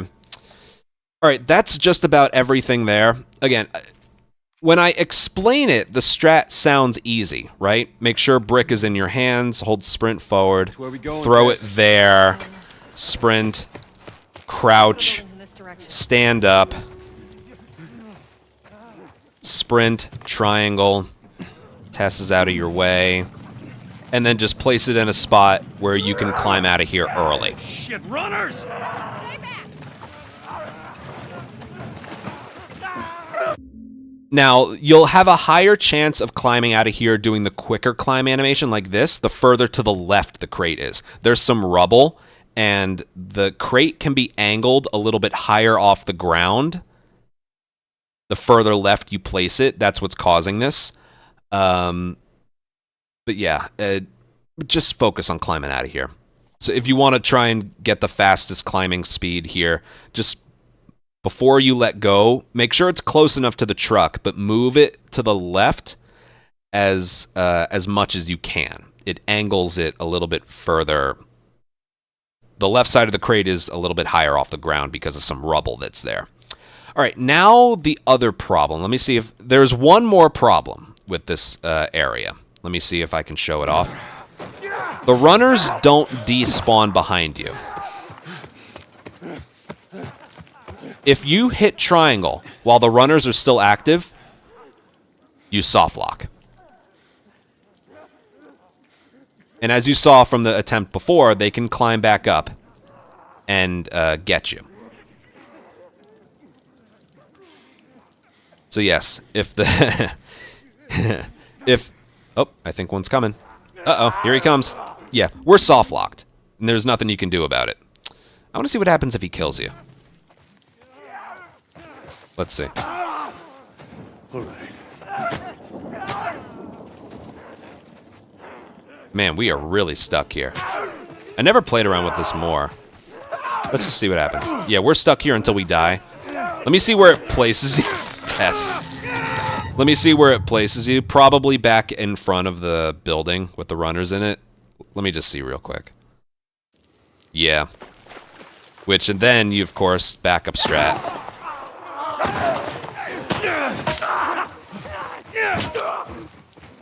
And they didn't drop any revolver ammo, so we'd be fucked. So yeah. How do you avoid that from happening? I don't know. One thing I'd recommend is turning around and looking at the runners and turning the volume up either on your TV or in your headset. Because they will eventually, once you soft lock with the triangle prompt, they won't despawn. But they will despawn at a random point if you just wait long enough. It's kind of bizarre. Sometimes they despawn right away. They despawn right away if you're not alerted. Sometimes you're not alerted when you bring the crate out, but I haven't found a consistent way to do that. And, yeah. Let's do it all again. Where we going, Tess? Good throw. Somewhere in between the corner and that window. Crouch. Stand up when they start moving, when you see that one moving. And then sprint at some point just to get Tess to not block you. You're probably going to get alerted. And if you want to climb out of here, angle this to the left. Alright, I still got the slow climb. Now let's just listen. This is what I do.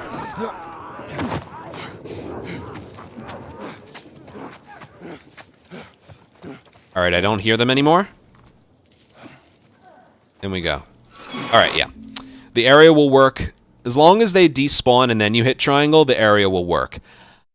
I don't jump on the other side and then... yeah, I don't jump onto the other side and then... just sprint for the door and then listen for them. I turn around immediately and look at them, because sometimes, as you saw, they can climb up and over.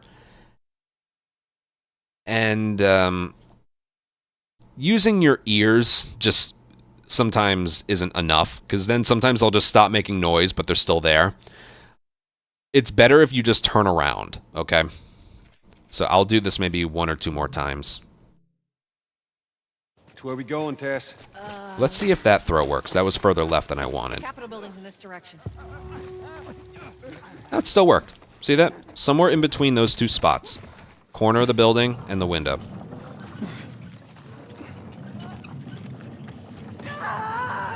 Shit, runners!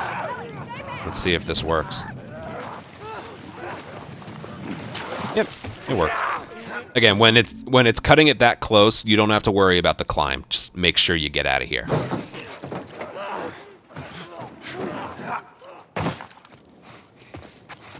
I don't hear them, so I'm gonna go. Yeah, that's basically what you have to do. As for the leap off the truck, if you leap a little bit further right, I like to leap further left because the way it's angled, you get off the truck earlier and it's more direct. So yeah, how you get off the truck makes no difference on when they despawn. It's just something you got to deal with. The strat is worth it because, well, it's clean and efficient. You don't use any ammo, you know? So, and you also, if they do despawn right away, you get to sprint to the gate. So, yeah. All right, one more time. Which way we going, Tess? I didn't like that throw. Let's see if it worked. Capitol building's... Right there. Because Tess wasn't finished talking, you get a do-over. If you notice that the throw wasn't good, you get a do-over because the checkpoint hadn't been hit. Tess? That should be good. Capitol building's in this direction. There we go. Again, if you don't sprint, Tess will block you.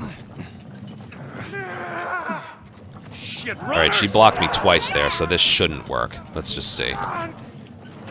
Oh, it went after Tess. Slow climb, whatever. So I like to leap off here.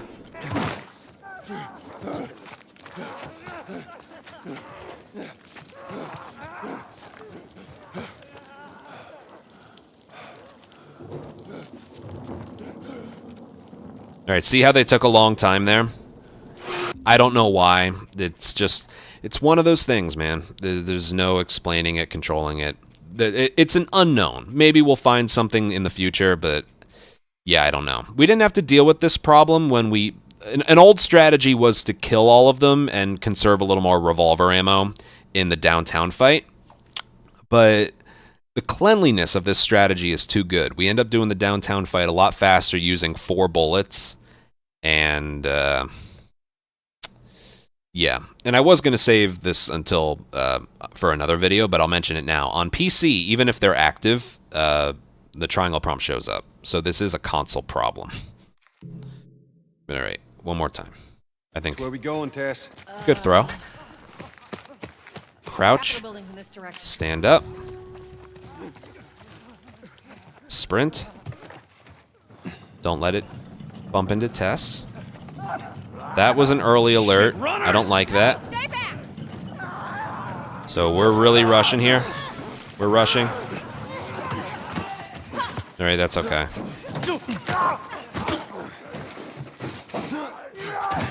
I like to turn around. Alright, there we go. The turning around is optional, but sometimes you can see them despawn, so... yeah. One of those things you just gotta deal with. Okay. Skip cutscene? Yep.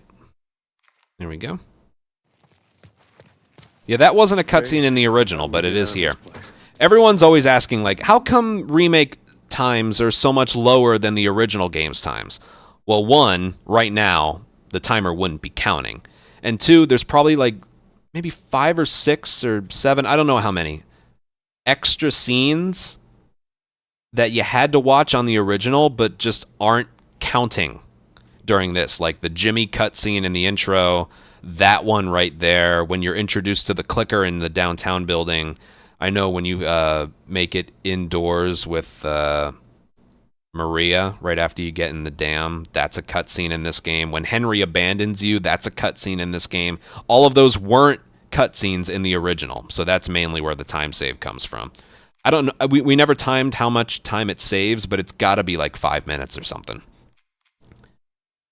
But yeah, anyway, sprint forward, push them out of the way. How do we get out of this place? And I have to mention this. It's kind of funny. There's a revolver bullet right there. Pick it up. This is kind of funny, but this is a thing in the original. You want nothing in your hand when you triangle prompt doors, okay? Because in the original, if you had a right holster gun in your hand, Joel would just open the door.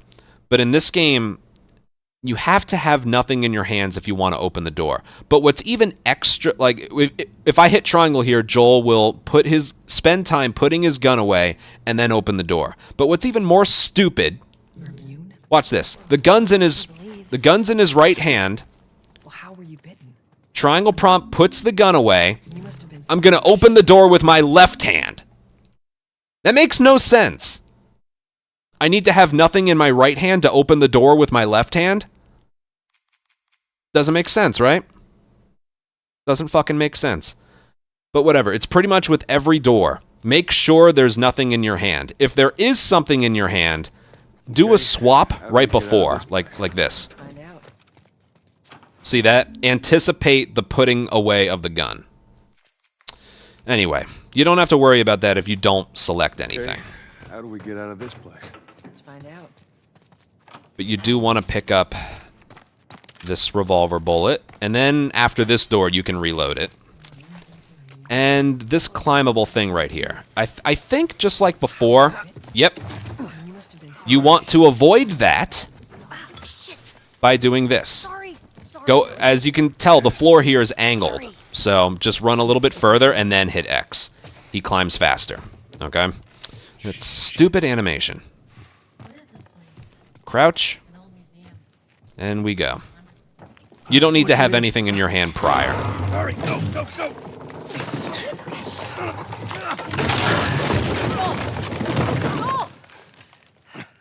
I'm alive. I'll make my way around. Look, they're here! Tess? Run! Okay. As soon as you can move Joel, there's a checkpoint.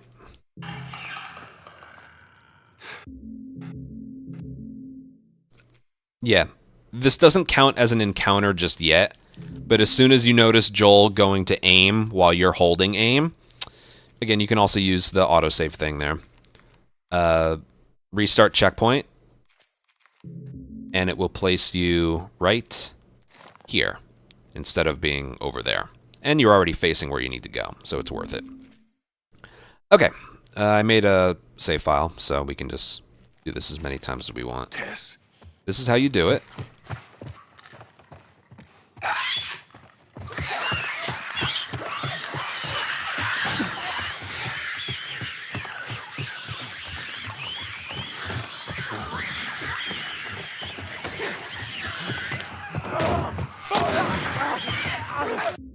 Boom. Just like that. Okay, let's break that down step by step.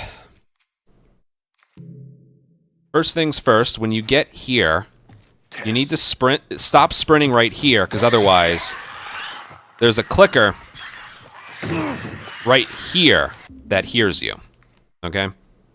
This restart encounter places you in a slightly different spot, but I think we can still simulate it. So yeah, it's not that clicker you have to worry about, it's one that's right here. Hold on. I'll show him to you. He's right there. So, you want to stop sprinting right about... Like, right on... Hold on. So, like, right... there.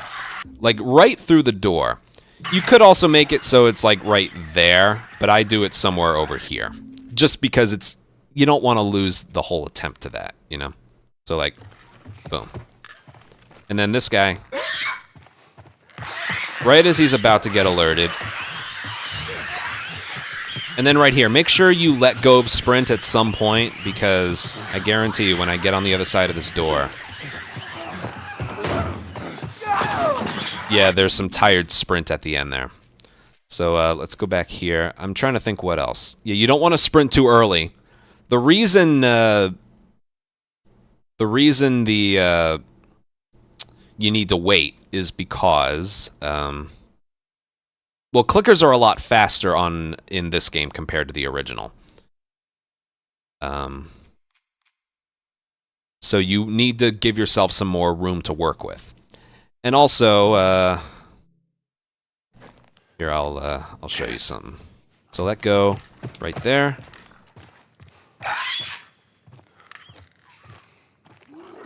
Here, watch. Notice how I was brushed up against that clicker for about an entire second?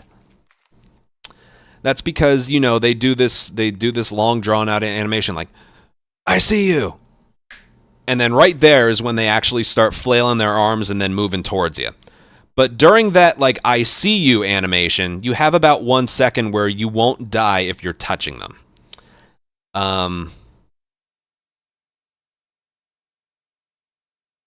Whereas clickers in the original, no matter the context, if you were brushing against them, you're just dead. Okay? So that's why we need to wait there so we can safely get past. And also, yeah, what else to mention?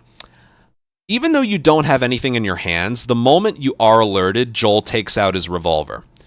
And as I just showed you, you can open the door faster by not having anything in your hands. So what I do is I pull out my gun and then anticipate swapping to the med kit so he opens the door faster. Because otherwise, it might be sketchy. I don't know. Let me actually try that. Tess. Let go. So right there is when I start. You cut it close is what I'm getting at. There's no reason to cut it that close. Just remember to swap to the medkit. And then when you hit triangle on the door, let go of sprint. Every time you hit triangle on the door, let go of sprint, okay? He'll get some back, because you saw some tired sprint did trigger at the very end of the hallway, okay? And then that runner will always be just trying to knock down that door. And, yeah, you want to body shot him. If you want to save a revolver bullet, you might. As long as you didn't use any melee hits outside the museum on those 3 runners, you might have time. I actually want to check. You might have time to use it here. The clickers are very close to you, okay? I need to check. The moment you hit triangle, you're good. So if you want to save a bullet, I don't recommend it. The extra bullet, no, it wouldn't. The only reason you would do that is if you're not comfortable body-shotting that runner. And like I mentioned before, if you had to use 2 swings on the runner outside as part of the backup strategy, it would break on the second hit here, and you have to have a melee weapon for this encounter, okay? It's out of the question. You have to.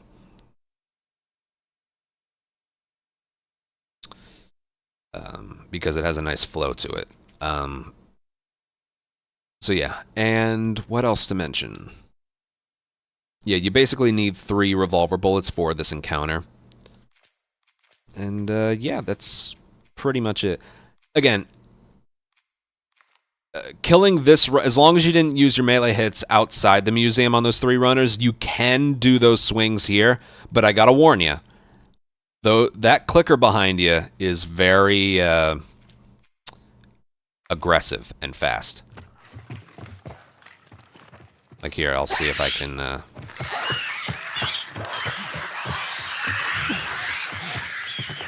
if I turn the camera here, he's right there. He's coming for you. So if I do a swing here, even at the wrong angle...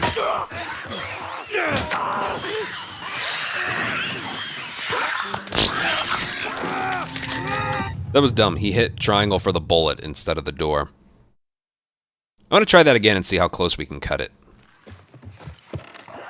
Meh. Like, you pretty much see how it's supposed to be done already. You don't sprint the moment you hear that chirp. Sprint after. Okay? Because... Sprint! Too close. You're just cutting it way too close, as you can see. Okay? So even me, on grounded, I'm waiting until there would otherwise be like a natural alert there, okay? Anyway, if you really don't want to use the revolver bullet, Oh my god, triangle. Oh, he's fucked.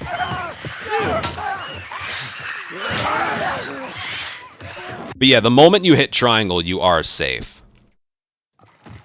Sorry, I'm just playing around with this a little bit. Although that does remind me, when you approach this triangle prompt here, make sure you're like already facing it so you can open it faster.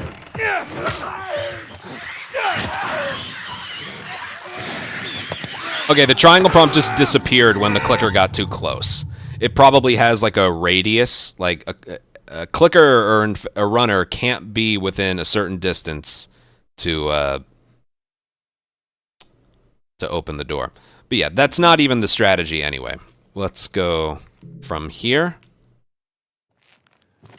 and do it properly. This is the last time I'll show it off. Let go of sprint, revolver out, sprint, go past him, swap, triangle, let go of sprint, hold it back down. I like to face this door like so when I open it, so he opens it cleaner. Revolver, boom, and then go. Just like that. If you want to use a melee weapon, you can. It's not really going to help you with anything. And we'll go from here. Now, this right here is actually a cutscene. This is another, I just got through mentioning some areas. This is another area that isn't a cutscene in the original, but it is here. Okay? Now, the reason we want to watch this cutscene isn't because of the timer. It's because it creates more consistent enemy placements for this upcoming encounter. Now, in the original game, we used to be able to just hop outside and climb up and run up the fire escape and leave. Take the plank, put it across the roof, and leave. You can't do that. All the enemies have to be dead in order for the triangle prompt on the plank to be activated. There has to be no enemies around. But they also put in something where, well, this was in the original too, but if you killed all the enemies indoors, 3 more infected would spawn in on the fire escape and then come down and get you. There is, well, I'll show it, but there is a way to prevent that.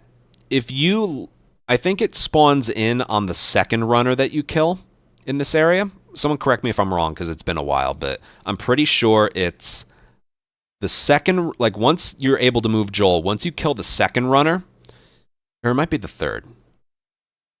Whatever. If you kill a certain amount of enemies, that's when the runners outside will spawn in. If you leap outside and then leap back inside, that prevents their spawn. So I'll show this off a bunch of times. First I'll show how to do it normally, if it works.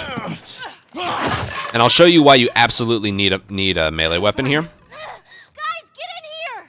The girl!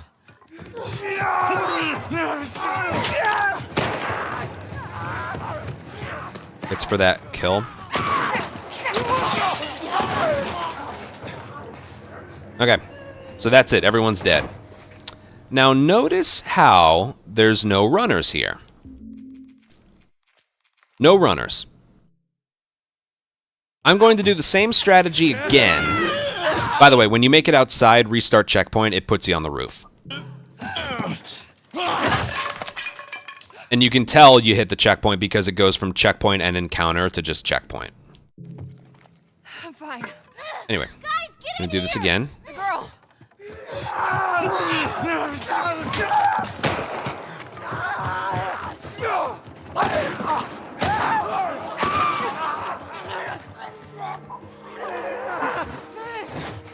Okay, see that?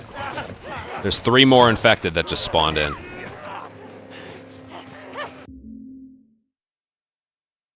It's after you kill the first... Wait, hold on. It's after you kill the first runner. You mean the one with the melee weapon or the one with the revolver? Because I don't think there was ever a countdown to... But yeah, that right there is what happens if you wait too long to hop outside. So something, of course, that you could do is... Get the fuck off me! is like kill one and then hop outside, kill another, and then we can wait as long as we want.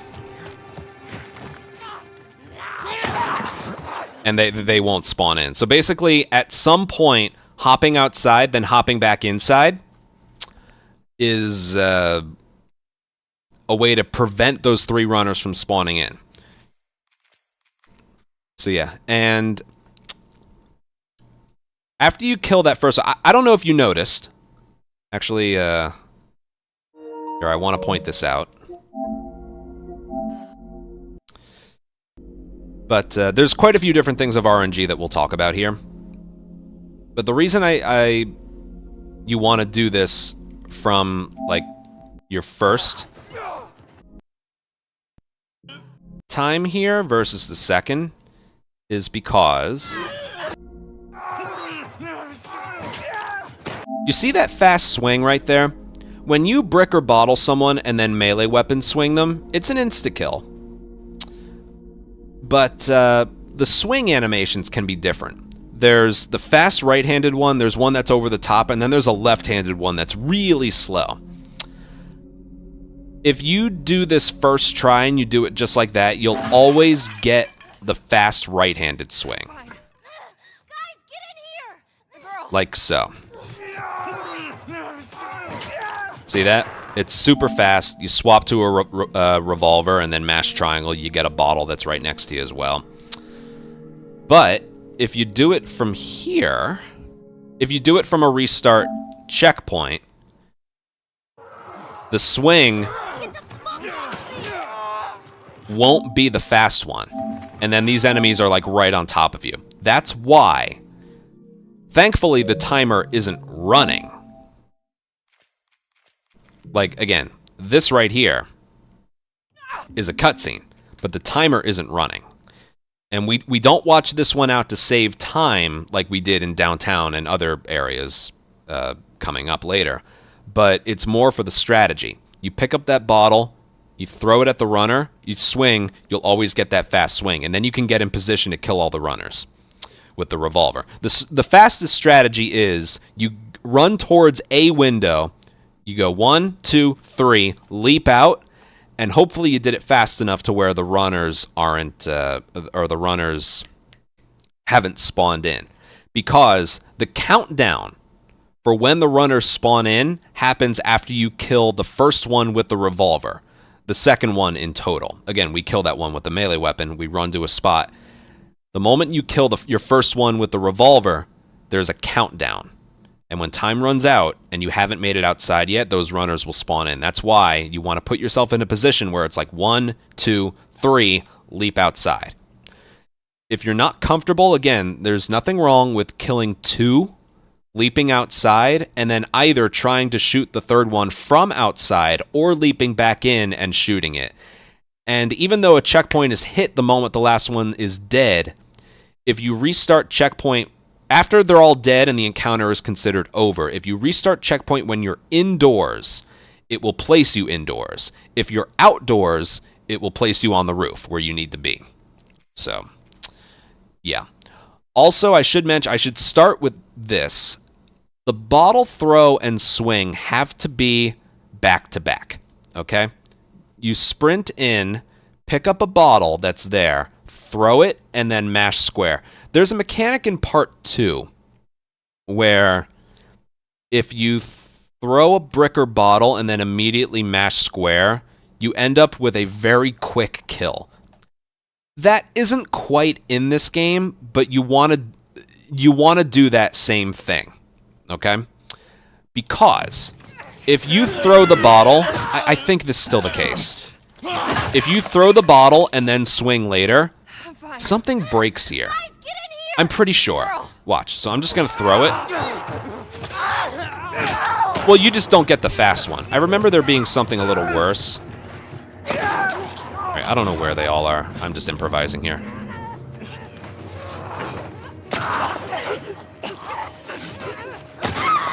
Just want to try something. Alright, they're all dead. I'm in here. There she is. Alright, I was outside at one point. So...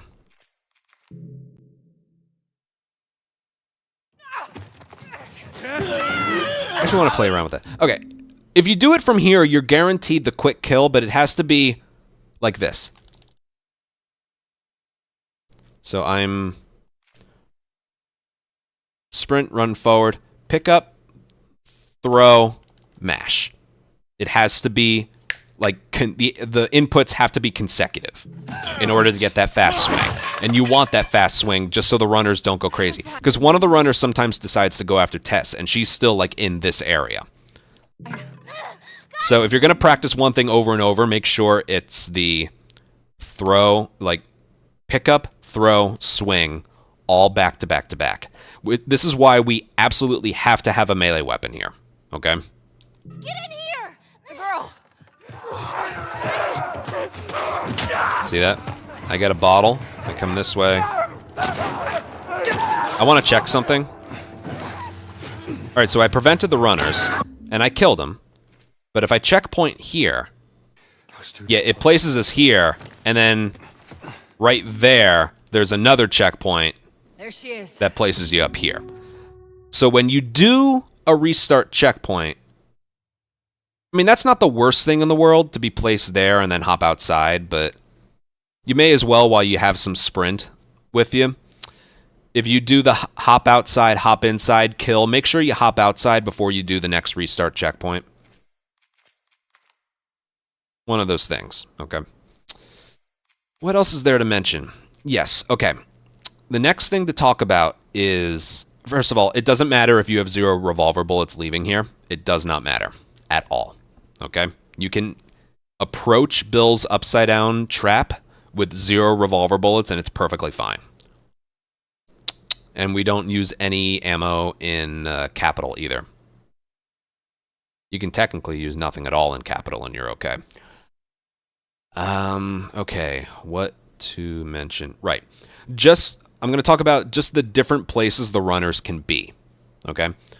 So we sprint in, we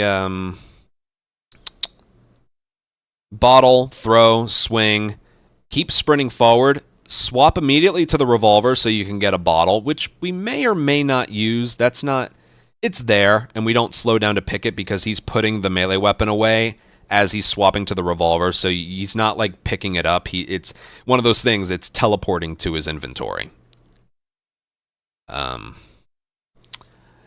then from there, what strategy you do is dependent on what you see. This is an area, unfortunately, that doesn't play out the same way 2 times in a row. I mean, it can, but I've noticed there's about 3 different ways it can play out. After you pick up the bottle, there's one instance where you see one runner in front of you. Another instance where there's one runner in front of you, but he kind of blocks your path. And then another instance where there's 2 runners in front of you, in which case you have to run away to the far window and do your shooting there. Which is okay. It isn't as slow as it looks. I'm sure I'll show all of them off at some point. But,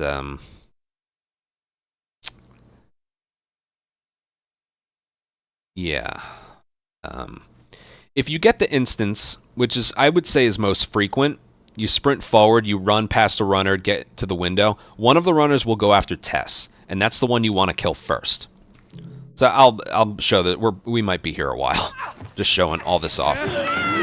The one thing that has to remain consistent in order to show everything off that I want to show off is the first enemy. Bottle pickup, throw, swing, revolver, pick up the bottle, and then from there, that's where the RNG starts. Okay.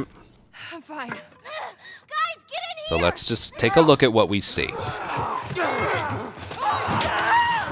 I see one runner. He didn't block us, so this runner, if you get that instance, this runner in the green shirt usually goes after Tess. That's why I aim there, so we can, like, clip him off right there.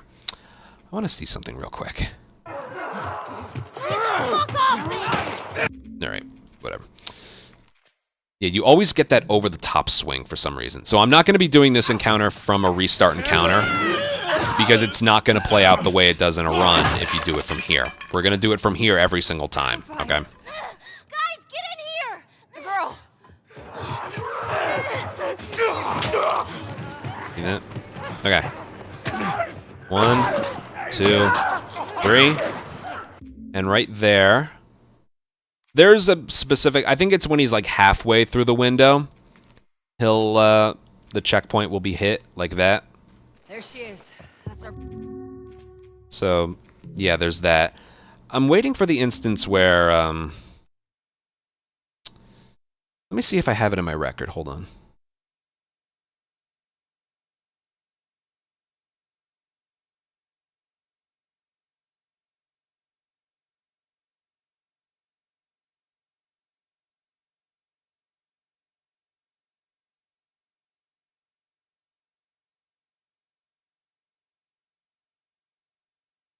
Alright, I didn't get it. I paused.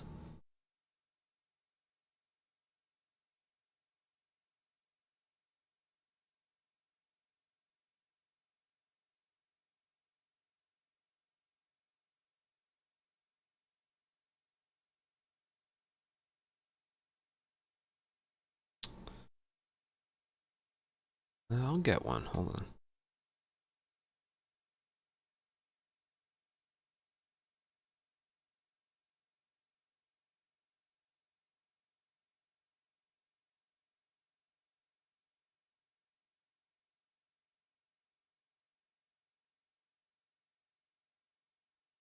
I got so many PBs that I can just keep bringing them up.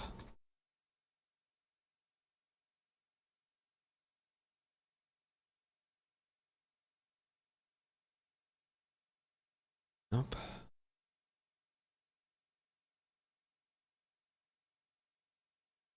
I'll find it. Hold on.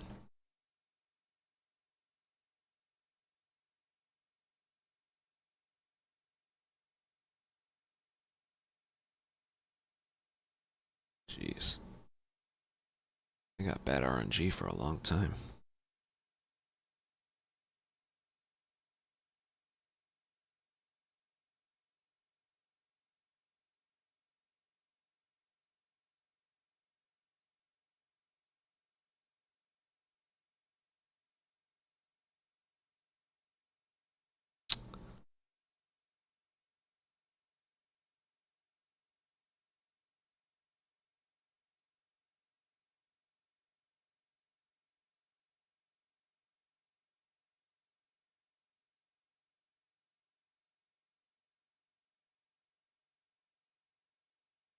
Alright, I got one.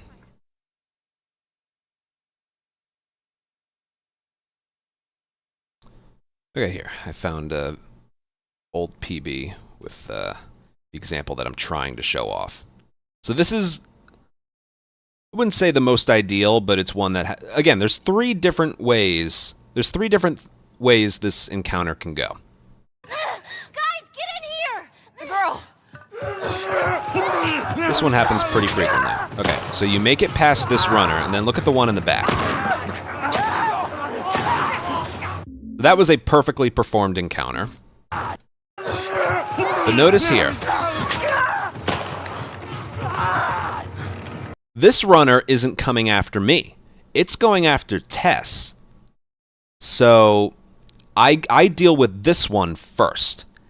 And then I go for this one, and then that one.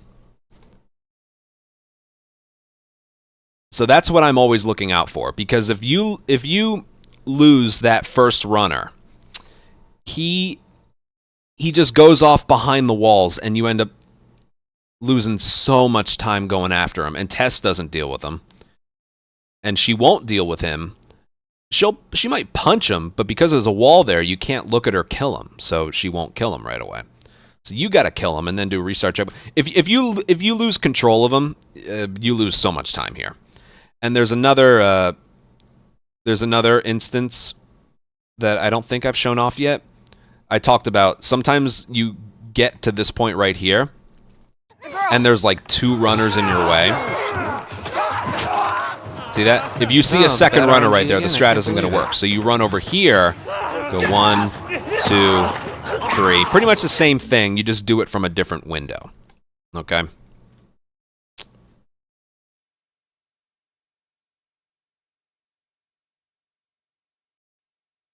Yeah.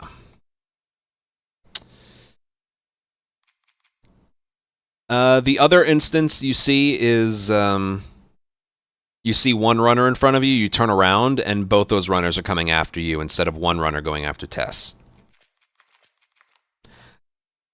Now that's a lot of information, but that is pretty much all there is to it. So I'll do this a few times and just react to what I see. I'm fine. Okay? Guys, get in here! The girl! I see one, so I'm going to go this way. He's going after Tess. I'm going to get him, that one, and leap out. That right there is about as fast and perfect as you can be. So that one was absolutely perfect.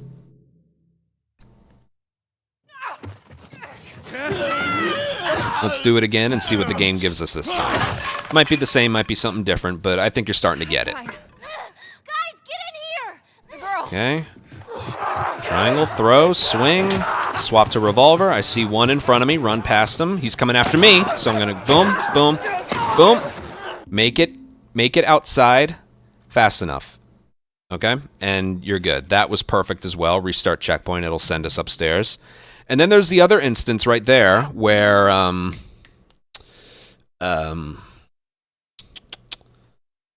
you see two runners in front of you. If you run to that first window and turn around, you're not going to be able to perform it because that runner's going to hit you or grab you or do whatever. So run to a further window and then do it because Tess will follow you, so you won't have to deal with that runner going after her. And sometimes if you're looking at her, Tess will kill one herself.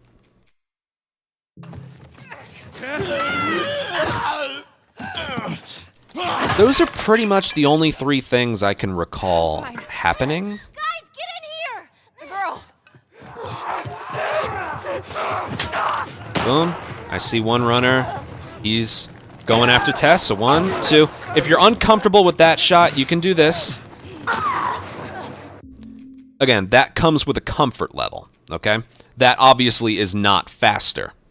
But if you're not confident with this strategy, or you're not sure you're doing it fast enough, and you want to have the safety and security of making sure the runners haven't spawned in yet, then that's perfectly fine too. What you can also do is kill two, hop outside, and then kill the third one from outside. But I wouldn't recommend that because their pathfinding is weird. They'll run towards a window and then immediately change their mind and go towards another window. They're just baiting you to miss the shot that you want, okay? So, but completely valid strategy if you want to do that. I've shown you what the fastest things are. If you're uncomfortable with it, there are some slower things that work fine as well. All right, let's see what we get here. Oh, I got a bullet there. One past. He's coming after me. So 1, 2. Here, I'll show you what I mean. Like, instead of coming out this window, he's going to come out this one. The very moment you kill her, There she is. it sends you out there. I think the reason why the runner doesn't want to come out the window that you're in, you might be blocking it. So if you're blocking it, it might not want to come out the window that you went through. So that might be the reason. It's not faster. Hopping out and then hopping outside with one runner still remaining indoors is not faster. I'm just saying, if you're not comfortable with the strategy, killing two, then going outside is perfectly fine. Whether or not you want to hop back inside and then kill it, or wait outside for it, that's up to you. I'm going to focus on what the fastest things are to do here. Because again, you're perfectly fine with having 0 revolver bullets leaving here. Pick up, throw, swing, swap, pick up, pick up. He's coming after me, so 1, 2, 3. Oh, I missed. All right, now we're playing chicken here.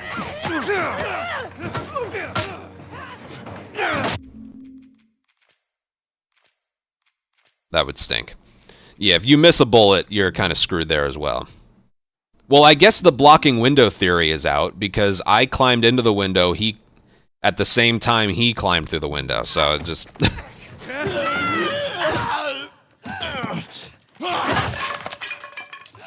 Also, you don't need a melee weapon You really just need the melee weapon for this first swing. After this, it serves no purpose at all. We pick up a full pipe in either Billstown or his, like when you first enter Billstown, or his, like, the bar area before his armory. So after you get this first kill here, the melee weapon is completely useless. It doesn't help you in Capital at all, so. I'm fine. Guys, get in here! The girl!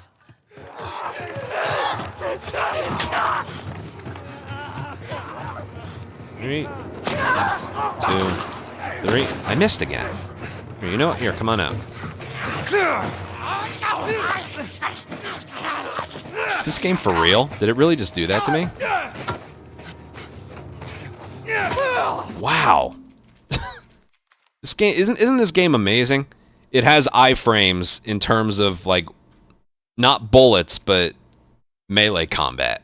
As it's leaping through the window, it has iframes, which means it can't be hurt with your fists or melee weapons. That was dumb, wasn't it? I'm fine. You also notice right there, I don't know if I talked about this, when you're doing a sprint punch or a sprinting swing, if you hit either a runner, clicker, or human enemy in the back, they have this weird animation where it's like, like they're tickled in the back instead of like a blow to the back of the head. They do this weird little squirmish thing, like they're getting tickled. And like the impact isn't nearly as strong, and the game pretty much thinks Joel whiffs because you can't follow it up with a swing right after that. It's really bad. Basically, if you're gonna sprint punch or sprint melee anybody in this game, make sure you're hitting the front of them, okay? In the original game, the blow would go to the back of their head, but in this game it goes to their literal back. And the sound effect isn't the same, the way they react isn't the same, it's really dumb. That's what happened there. Actually, I might be able to... Yeah, I'm sure. It was right there, so I'm sure I could show it. Hold on. Give me a second here. We'll do this a few more times and then we'll move on. Again, I think you're starting to get it. Depending on how fast you want to go is dependent on how comfortable you are. Alright, so not that, the next one. So I'm going to do a sprint swing, and it's not going to hit her front. And look at the reaction, listen to the sound effect.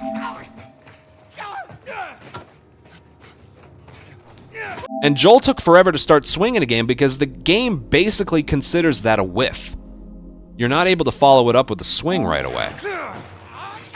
And again, that's just iframes. I swung too early. But look.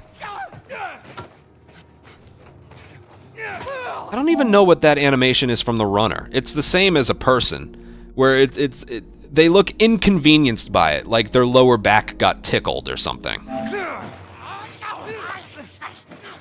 It's weird. Which wouldn't be so bad if it wasn't for the fact Joel can't follow up that swing with another one right away. Let's see what happens this attempt, shall we?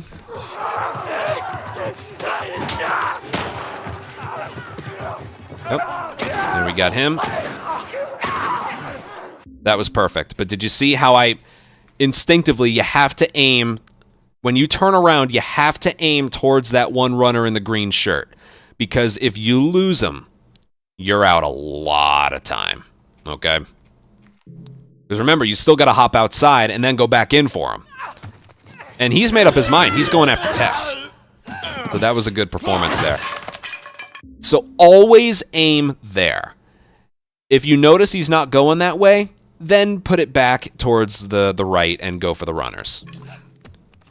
I'm fine. Yeah. There's one instance we haven't seen yet, and that's what I showed you earlier. If you kill the runner, swap, pick up a bottle.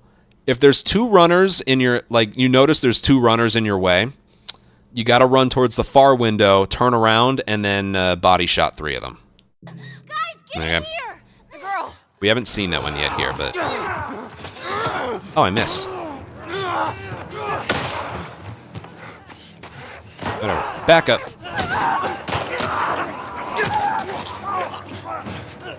Go, Tess, go.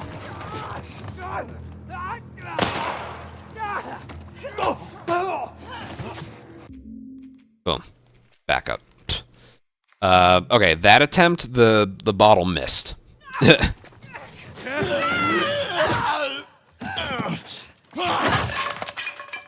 don't know how many more times I'll do this. Let's just see. Guys, get in here! The girl. You just got to keep an eye on how many different things can happen here. All right, there's the second one. All right, so that other strat won't work, so we got to do this. There's Tess killing one herself. So there's one, there's two. We go outside. That's almost as fast as the other strategy. If Tess doesn't kill one herself, remember what I mentioned way back in the 3 Infected. If the camera is off a companion when they're punching an enemy out, it'll take like 9 punches. But because I was looking at her, quick kill. Quick kill. But yeah, if you, again, right there, that was really well performed. So I'll show that again.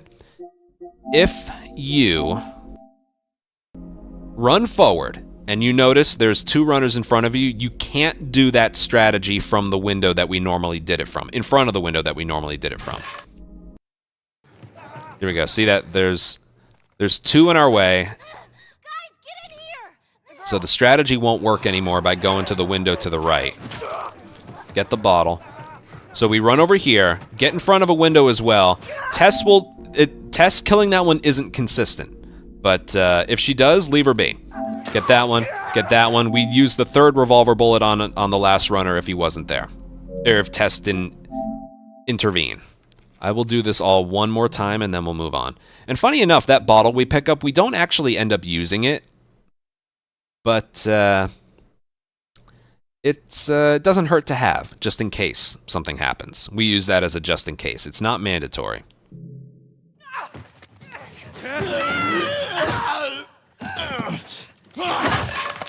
And again, if you want to like pick it up and then swap to revolver, that's fine too. Let me see if that works. Yeah, that works. All right, watch what happens if I do this strategy. I messed up. See that? And I'm dead. That right there is the reason why you cannot do... I should have run to the far window and then done that. That right there is the reason why you don't do that, okay? Okay, I've shown off just about everything. I'm fine. Guys, get in here! The girl.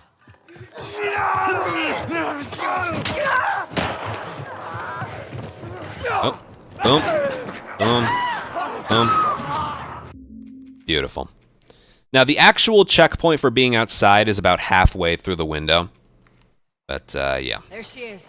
That's our building. We go right over here.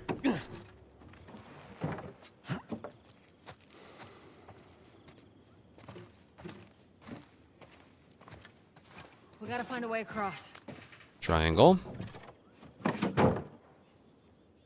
Cutscene. And then pause right away. And then do a restart checkpoint. And it skips all of this. See that? So pause right the moment you can pause after the cutscene, do it, restart checkpoint, and it skips all of that, and you can move right away. Okay. Now as for this, just follow them. Try not to push into them too much. So basically what happens here is you need to move the dumpster over there. But as you can see, they're in your way. The moment you hit triangle, they will both walk to like a predetermined position. See that? Now if you want, there's revolver ammo over here. Look at this. But there really is no reason for it. You gotta trust me on that. Okay, so again. So because triangle, the moment you hit triangle, that gets them to move faster towards a spot that's out of your way. So basically, you want to hit triangle as early as you can, but also let them go ahead of you, you know? So that's good. Run over here, and then you'll push her out of the way, hit triangle, and then they just move out of your way and you can go. Now sometimes what'll happen is that was perfect. But sometimes what'll happen, sometimes they go down the stairs differently every time. I just try to give them room, give them space. Like Ellie just broke right there. Sometimes what can happen is they end up being in your way like that, and you can't move it any further left or right. So when they're on the stairs, if you hit triangle and they're still on the stairs, just wait for them to move before you start moving, okay? I cannot tell you how much time I have lost in the past from bumping the dumpster into them and then they just like don't move. It's dumb. So push Ellie out of the way, not Tess. So that should be good. Yeah, right there. Yeah, I do want to show what happens if you like move it the wrong way though. Let me just see if I can. Okay, there's triangle. All right, Ellie's in my way. See that?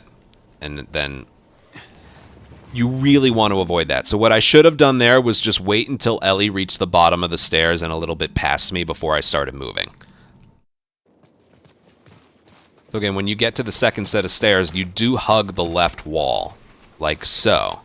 And then you push her out of the way like that. When you hit triangle, you can move it forward before turning it. Like, again, find what works best for you. But yeah, there's that. And then you don't have to... Whoa, okay. You don't have to press it perfectly against... yeah, the dumpster moved itself behind me. You don't have to... It's kind of like when we were finished with cargo. Kind of the same thing. Test move. Yeah. Okay, now right here, you don't want to, like, fall off this at an angle. Because Joel will do that recovering animation for, like, 2 seconds. You don't need to hit crouch, you just need to run off in a straight line. Okay? Okay, I broke Ellie. Alright, I guarantee you I have to wait for her. Yeah, okay, I'm just gonna... See that? Just keep your hands off the left stick for a little bit and then just go. Now, you also don't want to do a thing where you, like, try and time it so it's... Like, okay... That looks close enough. Okay, I'm gonna climb. Oh, I didn't climb? What the hell? See that? One of those things, just try not to play around with it. You don't have to... It doesn't have to be touching the wall. But, like, make sure it's close. And then right here, if he runs off in a straight line, he won't do that recovering animation. Home straight. Okay. It's Tess. I don't remember exactly where the checkpoint is. It's somewhere over there. There's a checkpoint here that actually allows you to sprint. This checkpoint will place us a little bit further back, but it enables sprint. So, 145.07. 146.07. Okay, so literally somewhere like right around here. There's some... You can use whatever as like a guide for where you think it is. But it's right about there. Restart checkpoint, and it does place you back quite a bit, but it allows you to sprint. And with speedrun mode, this saves about 1 second. It looks like it's shallow on the right side. Because what can also happen is, if you're lucky, Tess can give you a push here. I know you guys are gonna do So just like how many times we've seen Tommy do it in the intro or something. Yeah. There's that. Okay. Now for capital. Cutscene skip, and then just like before at the beginning of this area. As soon as the cutscene is over, keep pausing and restart checkpoint, because this checkpoint will skip this. So restart checkpoint right away, and it skips all of that. Okie doke. We'll go upstairs. I'm gonna do all of this once, and then there's a lot to talk about here. Push him forward. Target neutralized. Oh my God. Took out 2 of them. Tess. Get him!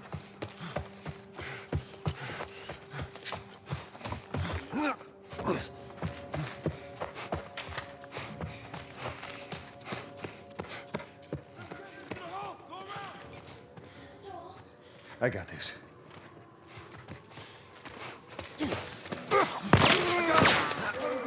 Keep your head down. Okay. Well, here's another way to do it.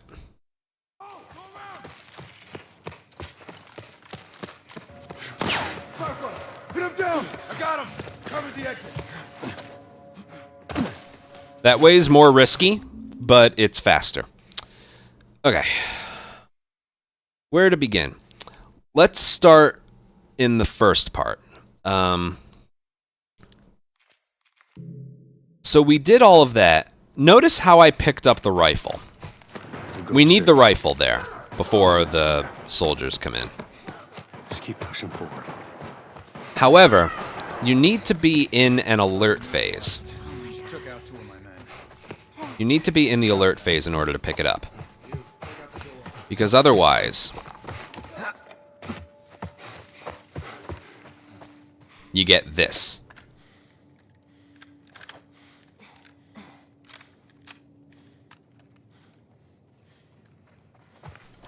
So how do we avoid that?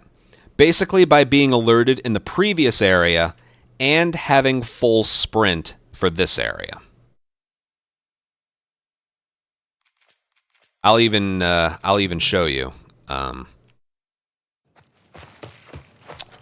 There's like 2 prerequisites for being able to skip that animation. You have to get alerted right here, and you have to have full sprint. So here, I'll show you. I'll get alerted. Run! But Joel's sprint, as you can see, is tired. Now, I'm pretty sure if I were to hit triangle right here. Yeah. Right there. See that? For some reason, he has to have full sprint right here. And you have to be alerted in the previous area. So what is getting us alerted in the previous area? Pre-patch, like over a year ago, we used to have to fire a bullet. Actually, let me explain this a little bit. Keep pushing forward. Notice how they spot me, Get him! but they don't seem too hostile towards me. He's out of ammo! They don't seem too hostile towards me. You're gonna be here soon. Isn't that kind of strange? Well, let me explain. This area, there was a glitch here, pre-patch, where if I did this, I hit X and forward, I don't see him. You got visuals? Joel would leap over this thing and fall to his death. I want to see if they fixed it for everything, or for everyone. Yes, it seems like they did. Okay. Let me see real quick if I can find a video of it somewhere. Does anyone know where I... Did I put this in my video of things I don't like about Remake? I want to see if I don't know if I have a video of it somewhere.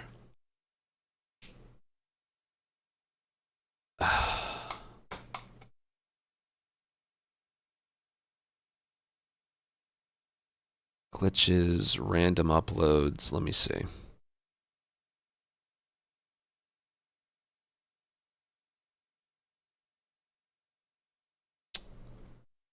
Not quite.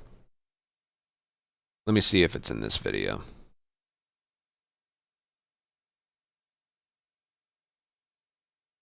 I don't believe I put it in here.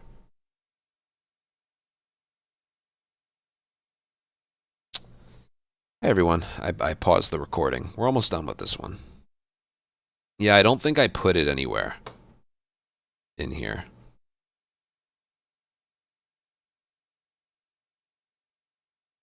There's gotta be, maybe if I check my full streams channel. Oh, this would take a while, but dating back to the last time I played this.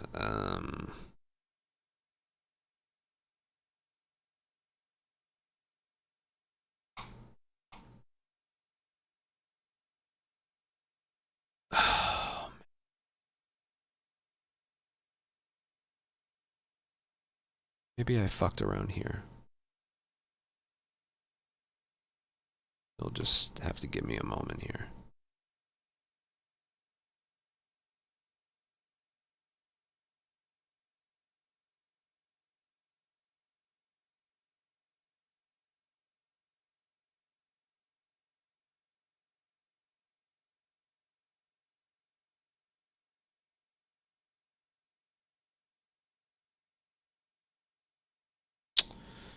I don't know if I'm going to be able to find a...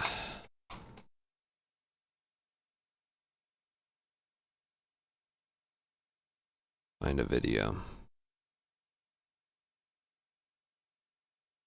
Let me see. Maybe I did. Oh, I found one.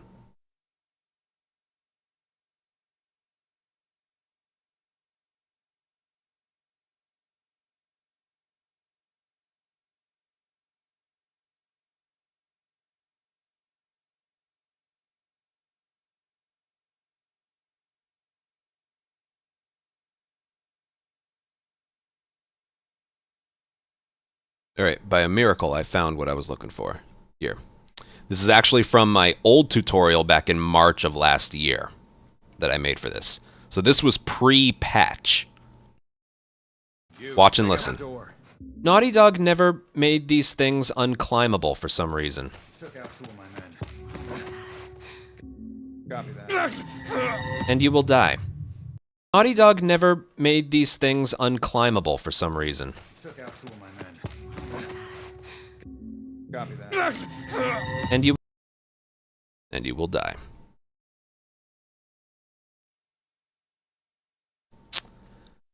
So, as you've seen by now, they fixed that. Oh god.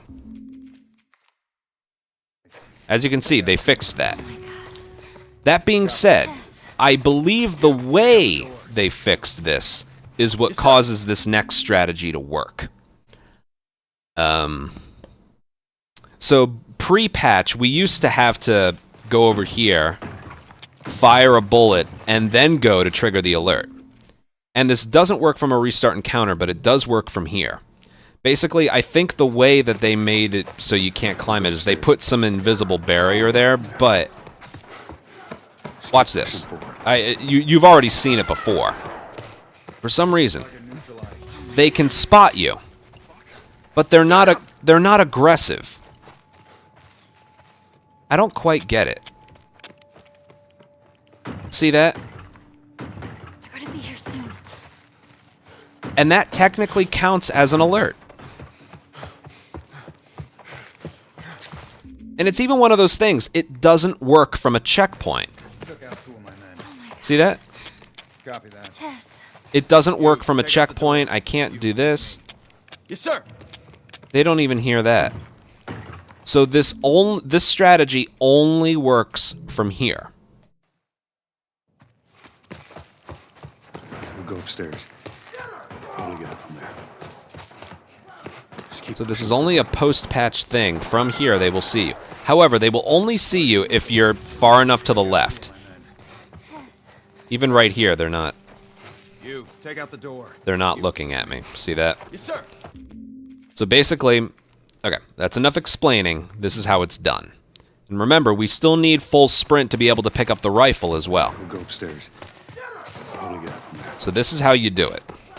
Just keep pushing forward. He will have some tired sprint here. But get to the ledge, jog for a couple seconds, and then go. You basically need to be hugging the ledge. As you saw, they don't react to you. You need those supplements. And then get the rifle, and then we go. I'll go back and do that one more time. But yeah, isn't that a pretty crazy strategy? That's why we don't need any revolver ammo right here. We used to have a revolver bullet for this strat, but now we don't. Just keep pushing forward. And it works out because we also need to slow down. We need to get his sprint back. So one, yeah. I usually wait around 2 seconds to make sure. Get those supplements because you need them. And then run towards the rifle and mash triangle. Don't wait to pick it up later. And then you can do one of two things here. You can either... What's the strategy here? Hold on, I did it perfectly before. Just give me a sec.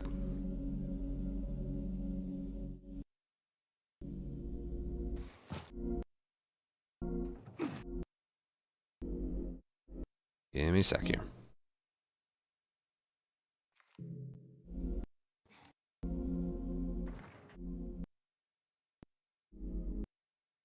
Sorry, hold on.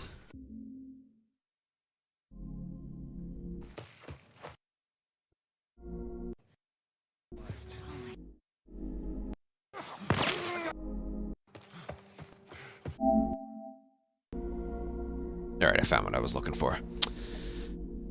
If you don't do a restart encounter here, there's two different ways to do this, okay? I'll show you both ways. Joel will have his tired sprint here, but that's okay. You maintain that tired sprint. The moment you see subtitles, stop sprinting. When that soldier gets behind that column back there, crouch. I got this. And then when this guy gets out of your way, start sprinting. You can throw the bottle at him, you cannot. It's optional. And then go.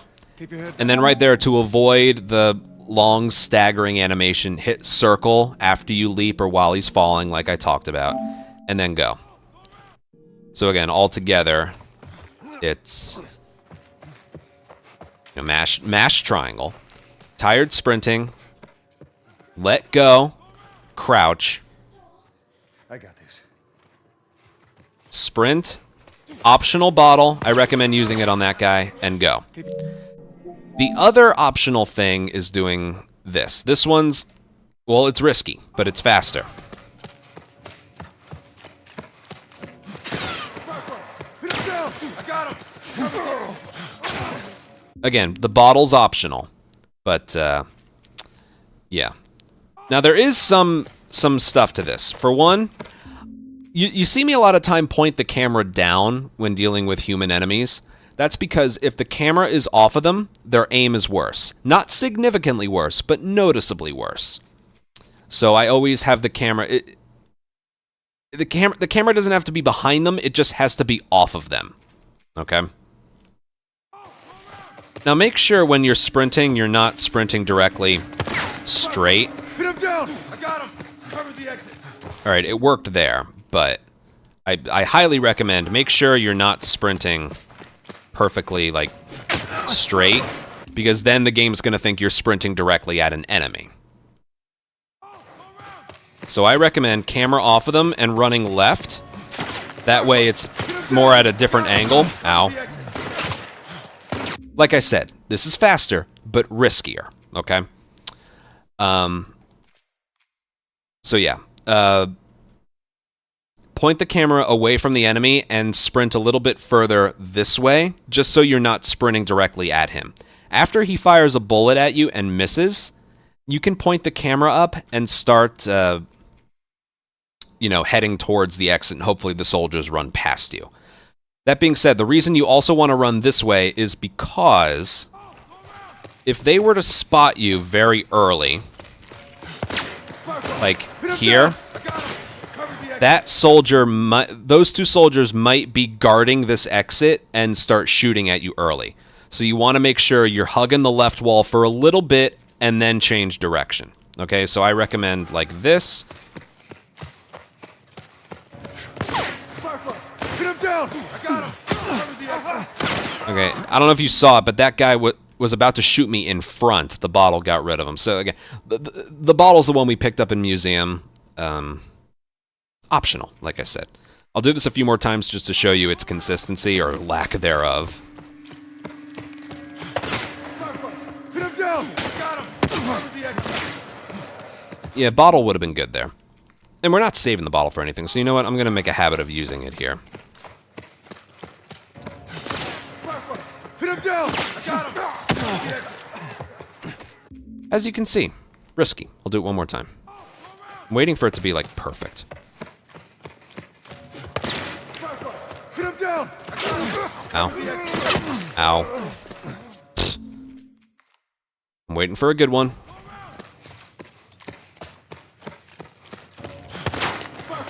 Hit him down! I got him! Cover the exit! Okay, that one was good. I hugged the left side a little bit longer. Hit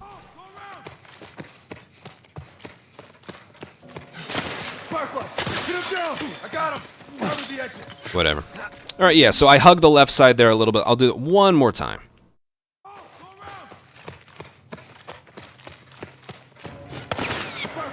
Hit him down! I got him! Cover the exit! Oh well. You get it. You get it. Just one of those things to try. And, yeah. Now, the other strategy, again, I already explained it, but I'll do it again. And those are two different things you can do there. Now, it's okay if you take some damage on the top floor, because the bottom floor is a little bit more consistent. Again, for the sake of the rifle pickup, make sure you don't pull out any weapons. Because if you mash triangle for the rifle, he'll put the revolver away and then pick it up. And what... Well, you know what? I'll show you. Make sure you get alerted by hugging the left wall here. If you are going to do that restart and counter strat, I have to show you this. There's a chance. There's a chance right there. Okay, it didn't happen, but there is a chance that you can trigger the checkpoint before you pick up the rifle. And if that happens, you won't have the rifle here. So there's a chance that happens. The way to prevent that completely is purely just to not pull out a gun when you're right here. From this point forward, don't hit D-pad, don't hit reload, don't hit anything. Don't even hit the bottle. Just keep pushing forward. Okay? So again, make your way over here, let go of sprint so it refills, and then go. I usually like to wait for around 2 seconds. Get those supplements, we need them later. Mash triangle. Okay, now you can swap. Alright, subtitles. Stop. Crouch. And then when you get to right around here... Alright, it locked onto the wrong one, but you saw I didn't really need to. So, again, there's either that or this. This one, again, is quite a bit faster.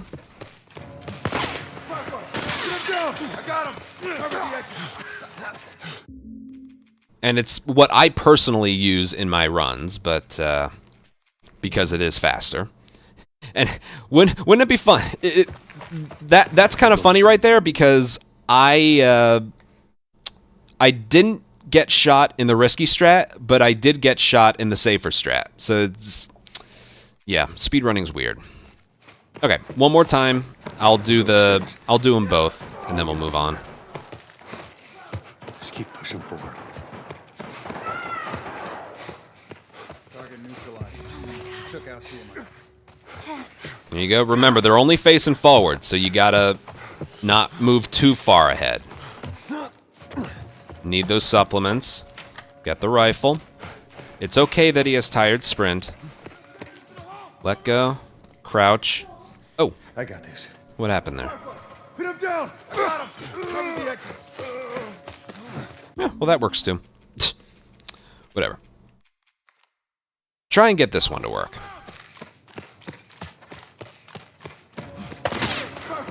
Pin him down! I got him! Cover the exits! Alright, that was just a graze. You know what? I'll keep going on that one. Fairly cool! Right there. It's hard to tell because it's still checkpoint and encounter, but as he's falling, you can use the autosave file to know. As he's falling, there's a checkpoint that's hit. It doesn't matter if you hit checkpoint or encounter. It's going to place you right here. Okay, now for this strategy. Yeah, we won't go back. We'll just keep going forward. Okay. We need a rag here. There's a full rag right here. Joel, how are we gonna get out of here? Actually, real quick, I want to see something with that. What are we doing? Joel, how are we gonna get out of here? Right. There. We're gonna go through that hall. Stay down. I don't know how many more there are. You have to come through here. Comb the area. Get him! Now, as risky as this looks, it's pretty consistent.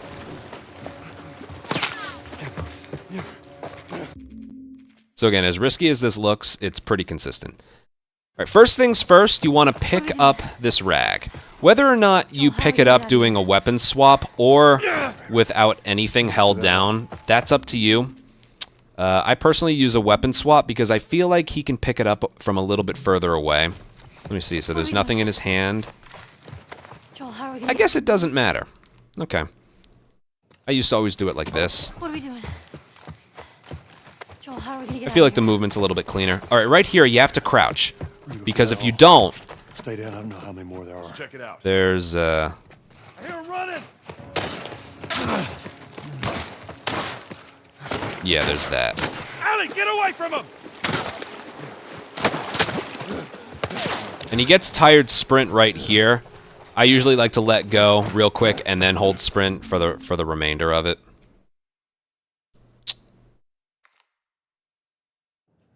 Right, I actually just paused the recording. I want to see something. Joel, how are we gonna get out of here? We're gonna go through that hall. Stay down. I don't know how many more there are. Check it out. Hear that? Over that way! Get out of there! Does that almost alert actually do anything? Joel, how are we gonna get out of here? We're gonna go through that hall. Stay down. I don't know how many more Check there it are. out. They have to come through. You hear them? Over there! Yeah, they're just... I think it freezes them. Yeah, that's what it does. Okay.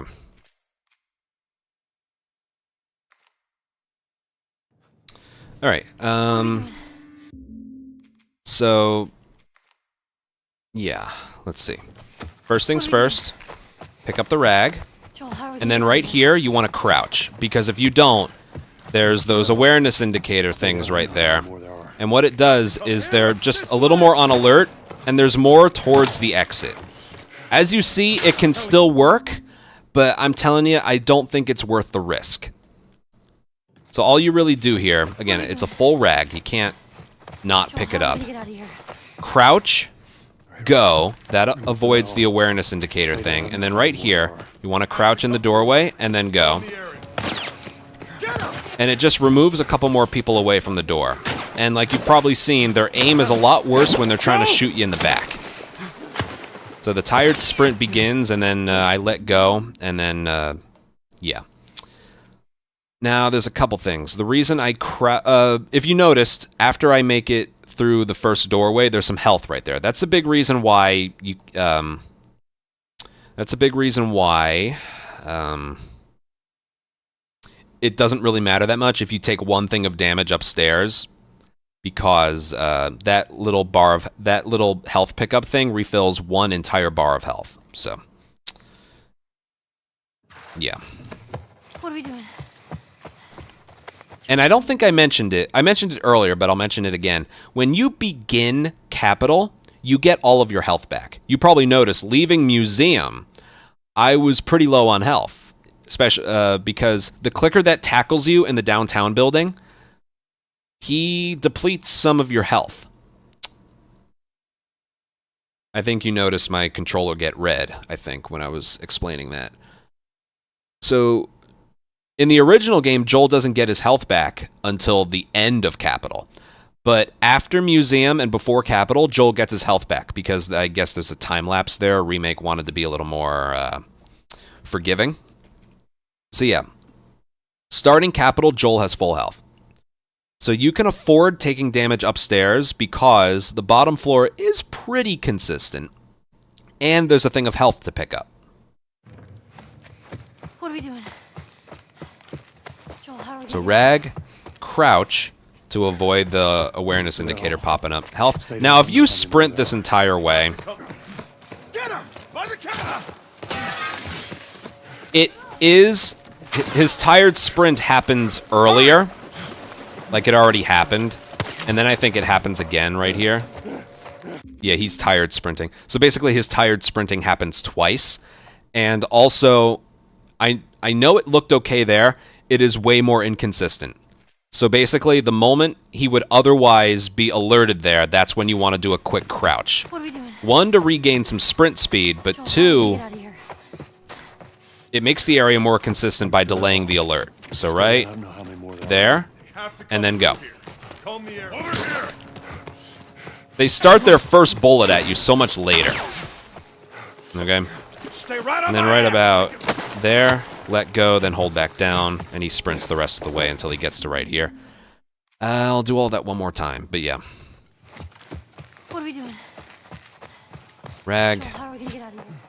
crouch, sprint again, Go through that hall. health pickup, Stay down. I don't know how many camera more off of them, Have crouch. to come through. Remember, camera off of them. More likely. Oh, hello there. More likely they'll miss. Not 100%, but more likely. That was funny.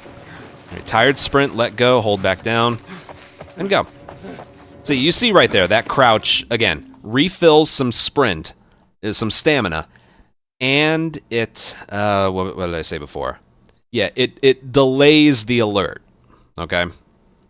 It delays the alert, so they start shooting at you a lot later, and trust me, it's worth it.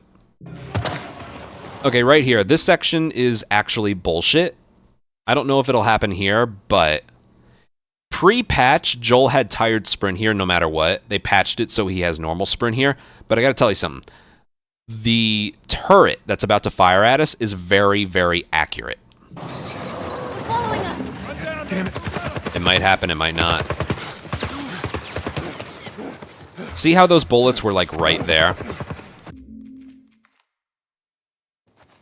Okay, I can try this a couple times. There's a weird random checkpoint right there. It's kind of weird. Did you see how close those bullets are?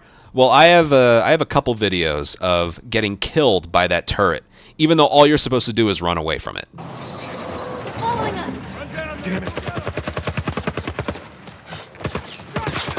See that? If you have very little health, that's gonna fucking kill you. It's kind of bullshit on the game's part, because in the original, that didn't really happen. It'd fire at you, but it would fire at a spot like on the wall or something, completely away from you. So a way I avoid getting shot there, having full sprint does help things, but what I do is I sprint forward and then I immediately get behind this wall and then continue forward. That's how I avoid it. Following us. So like this. Right turn, and then you're fine. Okay? Make sure you do that, because I have died there before. There's a soldier over there. I can remember the clip right now. How the hell are you breathing in this stuff? I wasn't lying to you.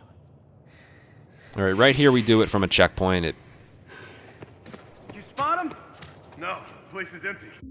It moves Joel a little bit further left, so the leap over this table is a little bit easier. Alright, checkpoint to checkpoint and encounter. I'll make a file here just in case. Okay. I'll show you all the very specific movement. I didn't see anything. Okay, that's actually not what I wanted to do. Hold on. I didn't see anything. Okay, real quick. Let's start with this first thing. He's supposed to do like a leap over the tables. Why is he doing that? I didn't see anything. That's what I want. Ow. That's not supposed to happen. Dude, what the heck? Okay, I don't know what's going on there. He's supposed to do a leap over the table. It's not a table, the chairs. I didn't see anything. Okay, I see what's happening. If he's like already standing, if he's like already standing up, I didn't see anything. is he, what? I didn't see anything. I'm sorry, I'm just a little confused. Get him! There, that's what's supposed to happen. Sorry, just give me a second to... Why is he... Here's something that I don't know right now as I'm making this tutorial. He's supposed to do a leap over the chairs. But instead, he's like climbing on them. I didn't see anything. Get him! But yeah, that's the strat. You basically just sprint past them. I didn't see anything. I guess it's more consistent. Like, you don't want to hold forward, because then he's climbing the wrong way. So you need to hold upright. I didn't see anything. It might be Ellie. Hold on. I didn't see anything. I think it's Ellie. I didn't see anything. Regardless, hold upright and... will this still work? Get him! Yes, it will. I didn't see anything. Get him! I'll be honest, I don't quite know what... I didn't see anything. What if I just... I didn't see anything. Get him! Why is he shooting me? I didn't see anything. Get him! I almost recommend just holding upright, sprint, and mashing.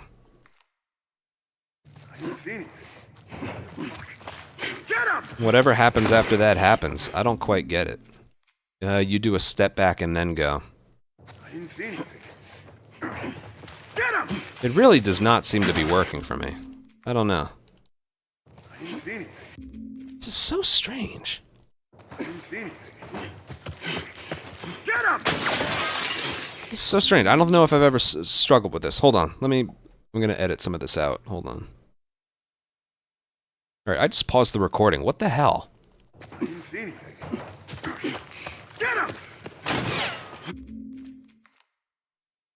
I didn't see anything. Get him! Maybe I need to hold more up, like... I didn't see anything. Get him! This is kind of amazing. I don't get it. I didn't see anything. Get him!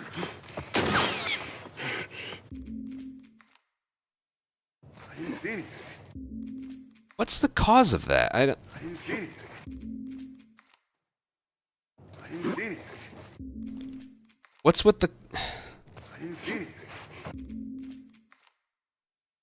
I didn't see anything. Get him! Well, what seems to be working for me is if I hold, like, almost directly right. Get him! That seems to be helping. I didn't see anything. Get him! Okay, I played around with it a little more. What's working for me is if I hold sprint and almost directly right. Not like up, not upright, but like, and not directly right. Like maybe east, northeast or something like that. And then you can mash X or hit it later. But yeah. I didn't see anything. Get him! Like that right there. You want a leap. You don't want like... I didn't see anything. Get him! You want a leap over the table. You don't want to climb. I didn't see anything. You don't want that, because then Get him! you get punched, you get shot at. You don't want that. So from what I just played around with, if you have the camera, if you have the left stick pointed like directly upright, I think you're going to get that.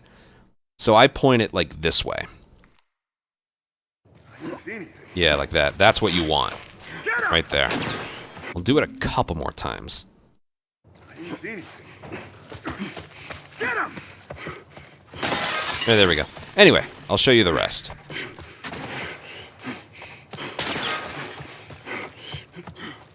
Hey,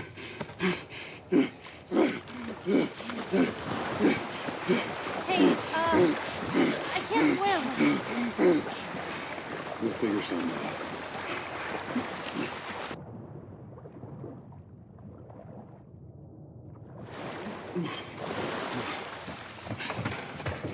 Ellie? And then you go over the plank and you bring it over to, or the pallet, and then you bring it over to Ellie. Now, I shall verbalize what's going on. Well, we spent time on the leap. Leap over the chairs. I didn't see anything. Like so. Get him! Now right here, there's some rubble. If you try and climb on this thing straight, it doesn't work, but there's some rubble right here. So if you approach it from the left, you'll get on there. And then let go of sprint and hold it back down. That's how you get your sprint back there. Hey, I can't swim. Now, this part's weird. Well, first of all, you want to leap over late because the running is faster than the swimming. So you want to leap over that railing kind of late. Okay, now right here. It turns out Ellie will not like follow you until you've either gone through one of the subway doors, moved over there above water, or climb the subway cart. See how she kind of like zoomed into frame there? So that's what we're going to go with. Basically, we want to get Ellie closest to us as fast as we can, because we're going to go get that plank and move it over there, and we're going to be waiting for Ellie. So basically, we want to spawn her in as early as we possibly can. So the fastest thing here is to resurface and climb as early as we can. Let's see where this split. Yeah, I'll just go back to the beginning. And you do that by, when you dive under the water, hold X to resurface, and then mash X and forward. Sprint doesn't have to be held down to climb the train car. The moment Joel starts climbing, that's when Ellie gets starts to follow us.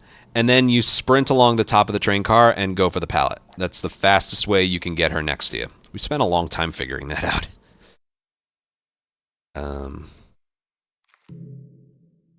Okay.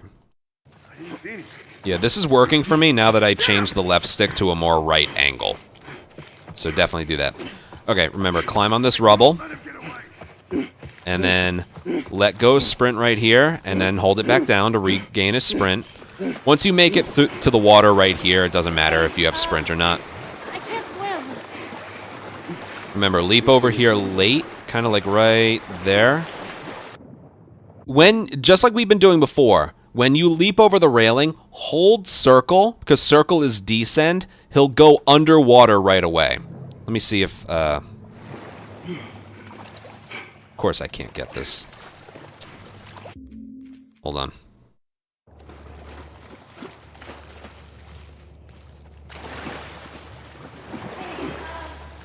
I can't swim.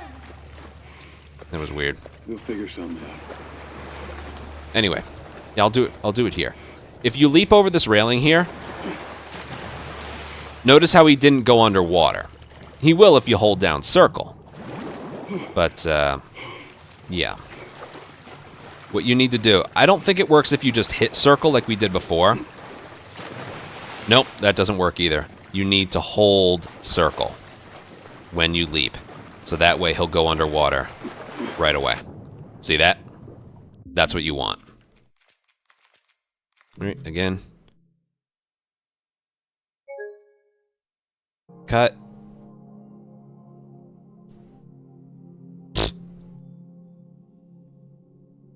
Whatever, we're almost done here.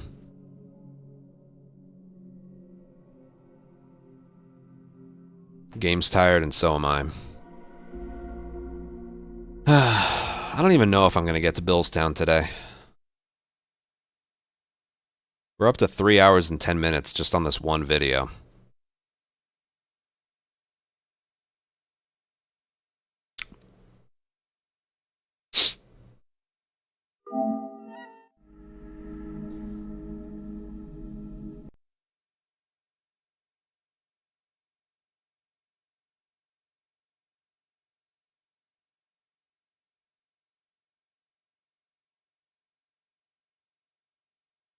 I know it's still kind of early, but I don't know if I'm going to.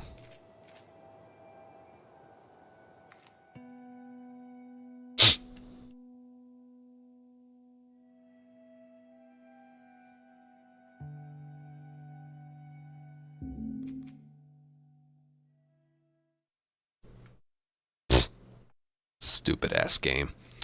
Anyway, from the beginning.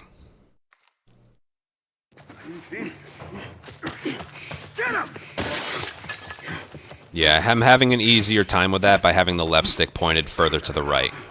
All right, on the rubble. Let go of sprint here. Hold it back down. That was weird. Okay. Leap over this thing right here and hold circle. Now hold X and then mash it. For the earliest climb you can possibly get. Ellie? You don't have to look back at Ellie, you don't have to acknowledge her, you know that she's there. And then go for the pallet.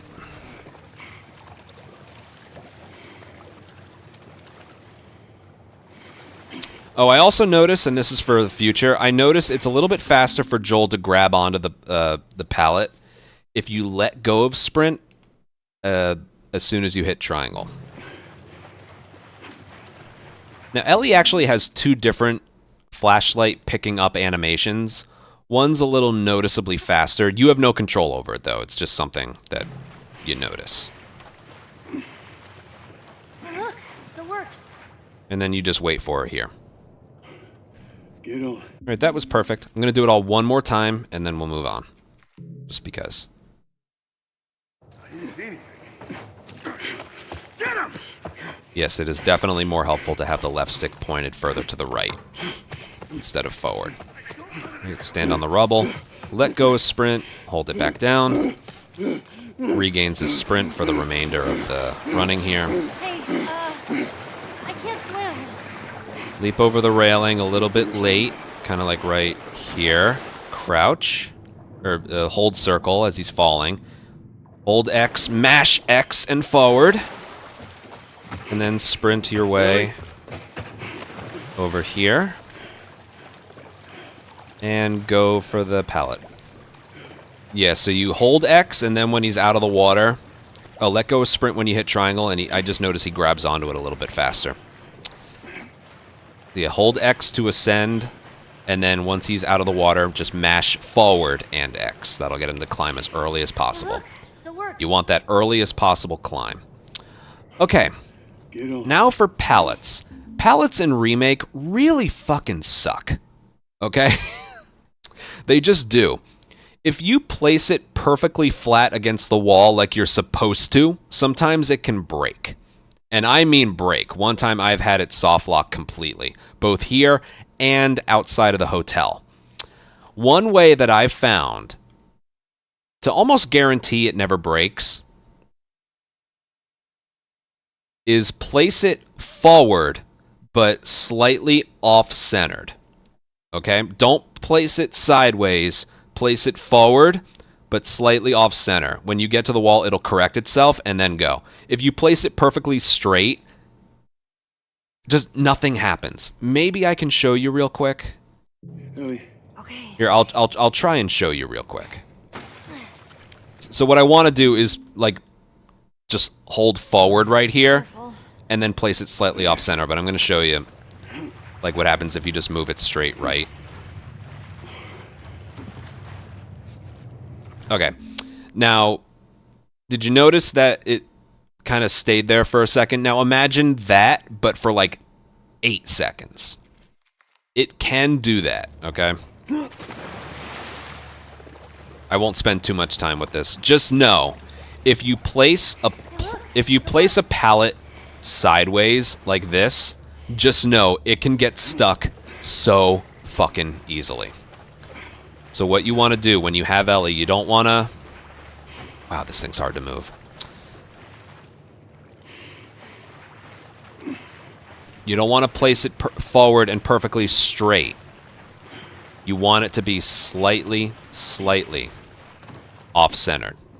I think it gets flatter that way faster. So slightly off-centered, like that. And because the restart checkpoint will place us a bit further away, I'll just do this one more time. Get him!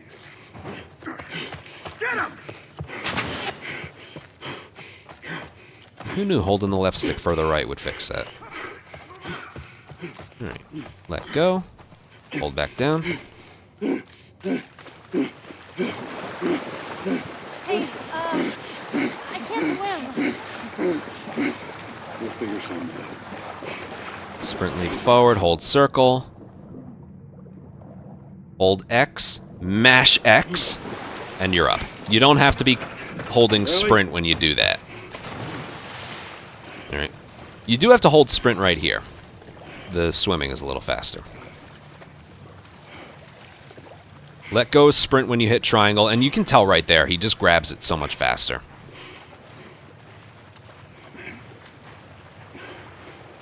Alright, that's the slow flashlight picking up animation right there. Hey, look, it still works. Again, you don't really have any control over it. Get on. Really? So then we just wait for her. So place it forward, but slightly off-center. Like so. And don't place it right in front of the ladder, it won't work. Place it a little bit far to the right. That was perfect right there. Alright, now while we're waiting for Ellie, we're going to go over here and get a thing of 5 supplements.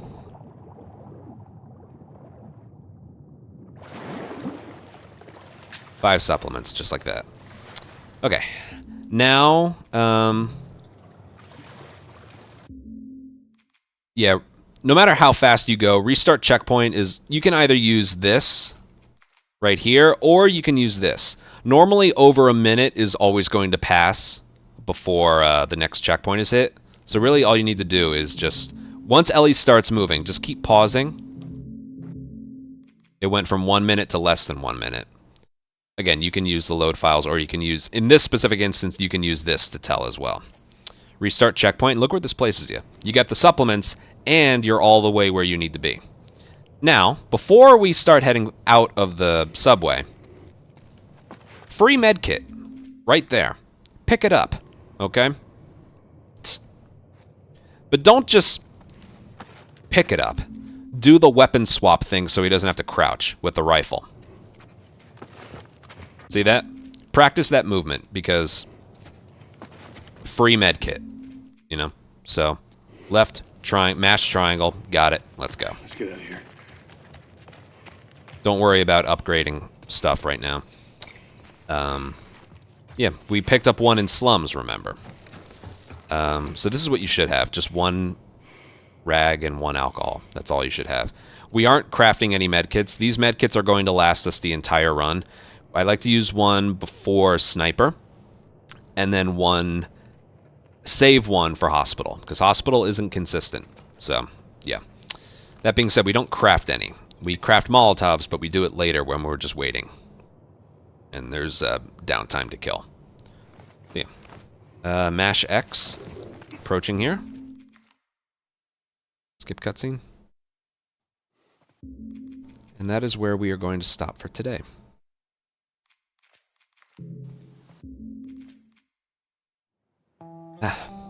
So I know that was a lot of information. But, yeah, that's outside through Capital. There's a lot of finite details with all this. I haven't even talked about, like, all the supplement pickups. Well, I've made videos about that. I have a big playlist of, like, Remake tutorial stuff. So, somewhere in there is all the supplement pickups and what we use it on. Just know, all the spots I've shown so far, I think one in downtown, the one in Capital there, I think there was another somewhere. There might not have been. Whatever. The spots I've shown so far, we end up with 50 that we use for either weapon sway or max health upgrade in the elevator shaft in Hotel. So yeah. But that's all the information there for outside through Capital. Look forward to the next one when we'll do the entirety of Billstown. Alright. Take care, everyone. Bye. That video was 3 hours and 20 minutes long. Jesus God. I'm so tired. I don't know if I'm gonna do the Billstown one today. Ugh. God.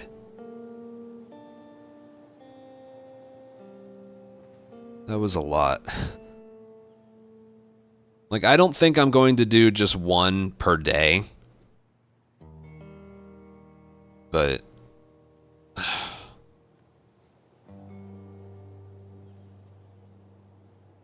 God, I don't plan on these being over 3 hours each.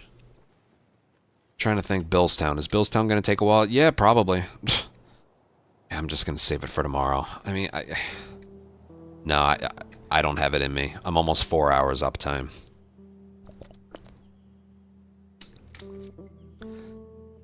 The chapters start getting shorter as we get later on. Like, there's Billstown, and then there's, like, the entirety of Pittsburgh. Those are rough, but then we do Sewers and Sniper. Then we do Dam through... I mean, how many do... Cargo...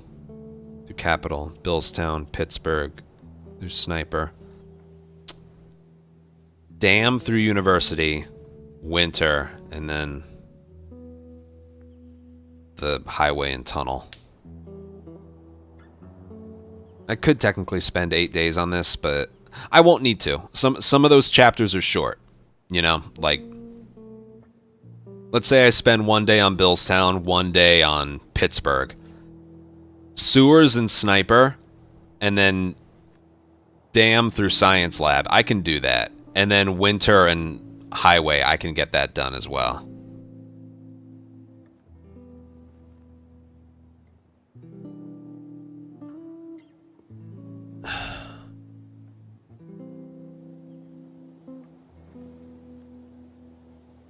Yeah, I'm just not up for Billstown right now. We'll do it tomorrow.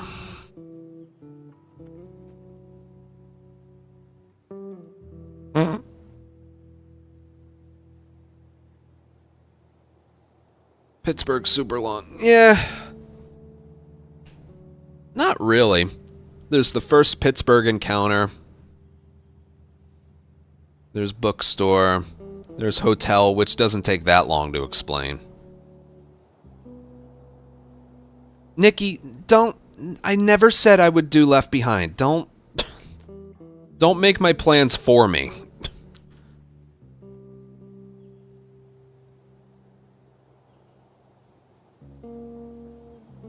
I'm pretty much all but retired from Left Behind.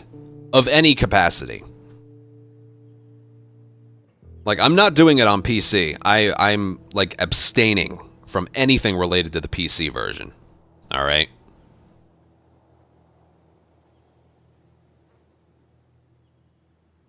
Just no.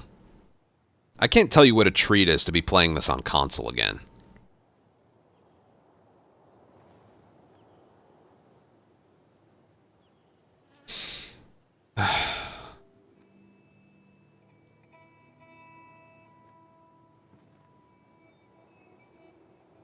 Well, I don't know. Yeah, I did mention I would do that as a joke, but I don't know if I want to, just in case. God.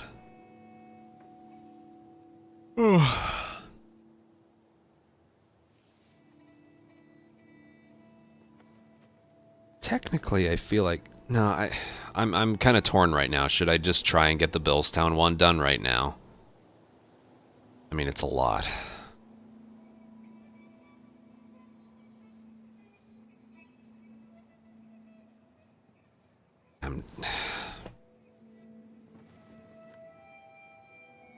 I don't know if I'm... I just don't know if I'm up for it.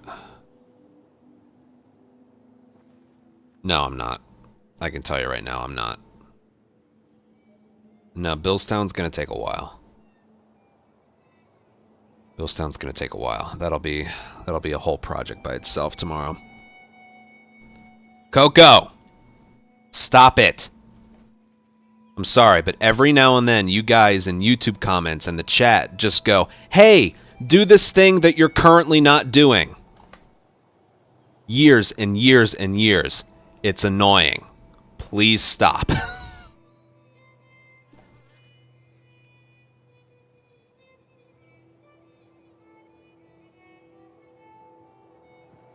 This is a foreign concept to so many of you. I cannot do two things at the same time. Okay?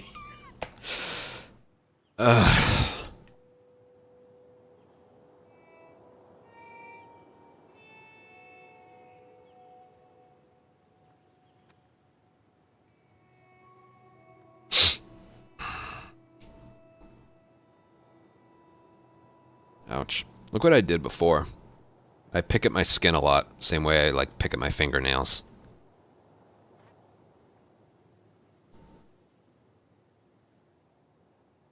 Kinda hurts. It's whatever.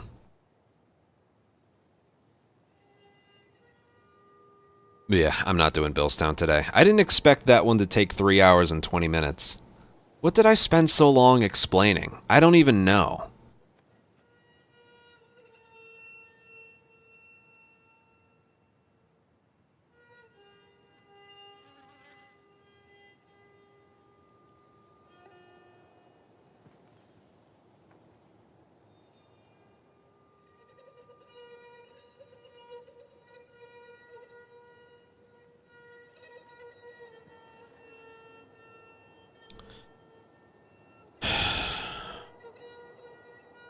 I'm still actually legitimately going over if I want to do that.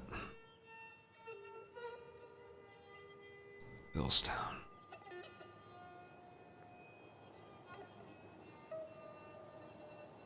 God damn it, I'm actually thinking about just trying to get Billstown out of the way. Oh, it's gonna take so long. Oh, fuck.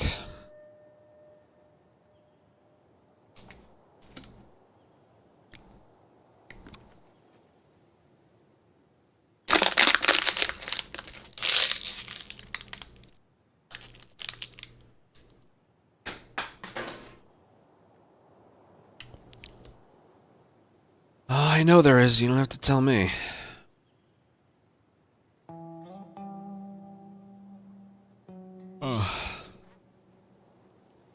No, I'm just gonna go offline. I'll feel better about tackling it when I know I have all day tomorrow. I don't want to rush myself. Yeah, this is... If it didn't take so long to get downtown out of the way, like it only took 2 hours, I would. But that took almost 3.5 hours to do. I'm just gonna... I'll save it for tomorrow. Alright. Besides, this is gonna take all day to upload anyway. Yeah, we'll save it for tomorrow. Alright. Sorry to just go offline after one thing. This is why I dread doing them. Once I get started, I'm okay. But then it just... It takes so goddamn long. Oh, man. Cool Guy, thank you for a 41-month resub. And Jake, thank you for a 22-month resub. That was from earlier. Yeah, I'm just gonna go offline. God damn, I'm gonna feel like $1 million when this is over.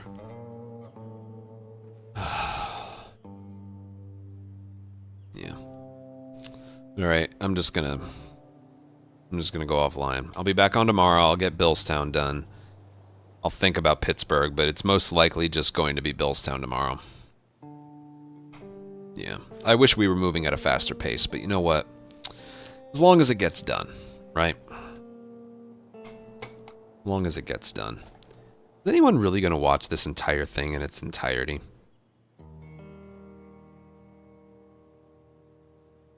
We'll see. You will, yeah. Yeah. Alright. I'm heading off. I will see you guys tomorrow. We'll get Billstown out of the way. And then I think when we're done with Billstown and we start Pittsburgh, the pacing of everything will speed up a bit. Yeah. Oh, man. Like, I'm capable of doing it right now. God, I don't want to. I really don't want to. Alright. Take care, everyone. Bye.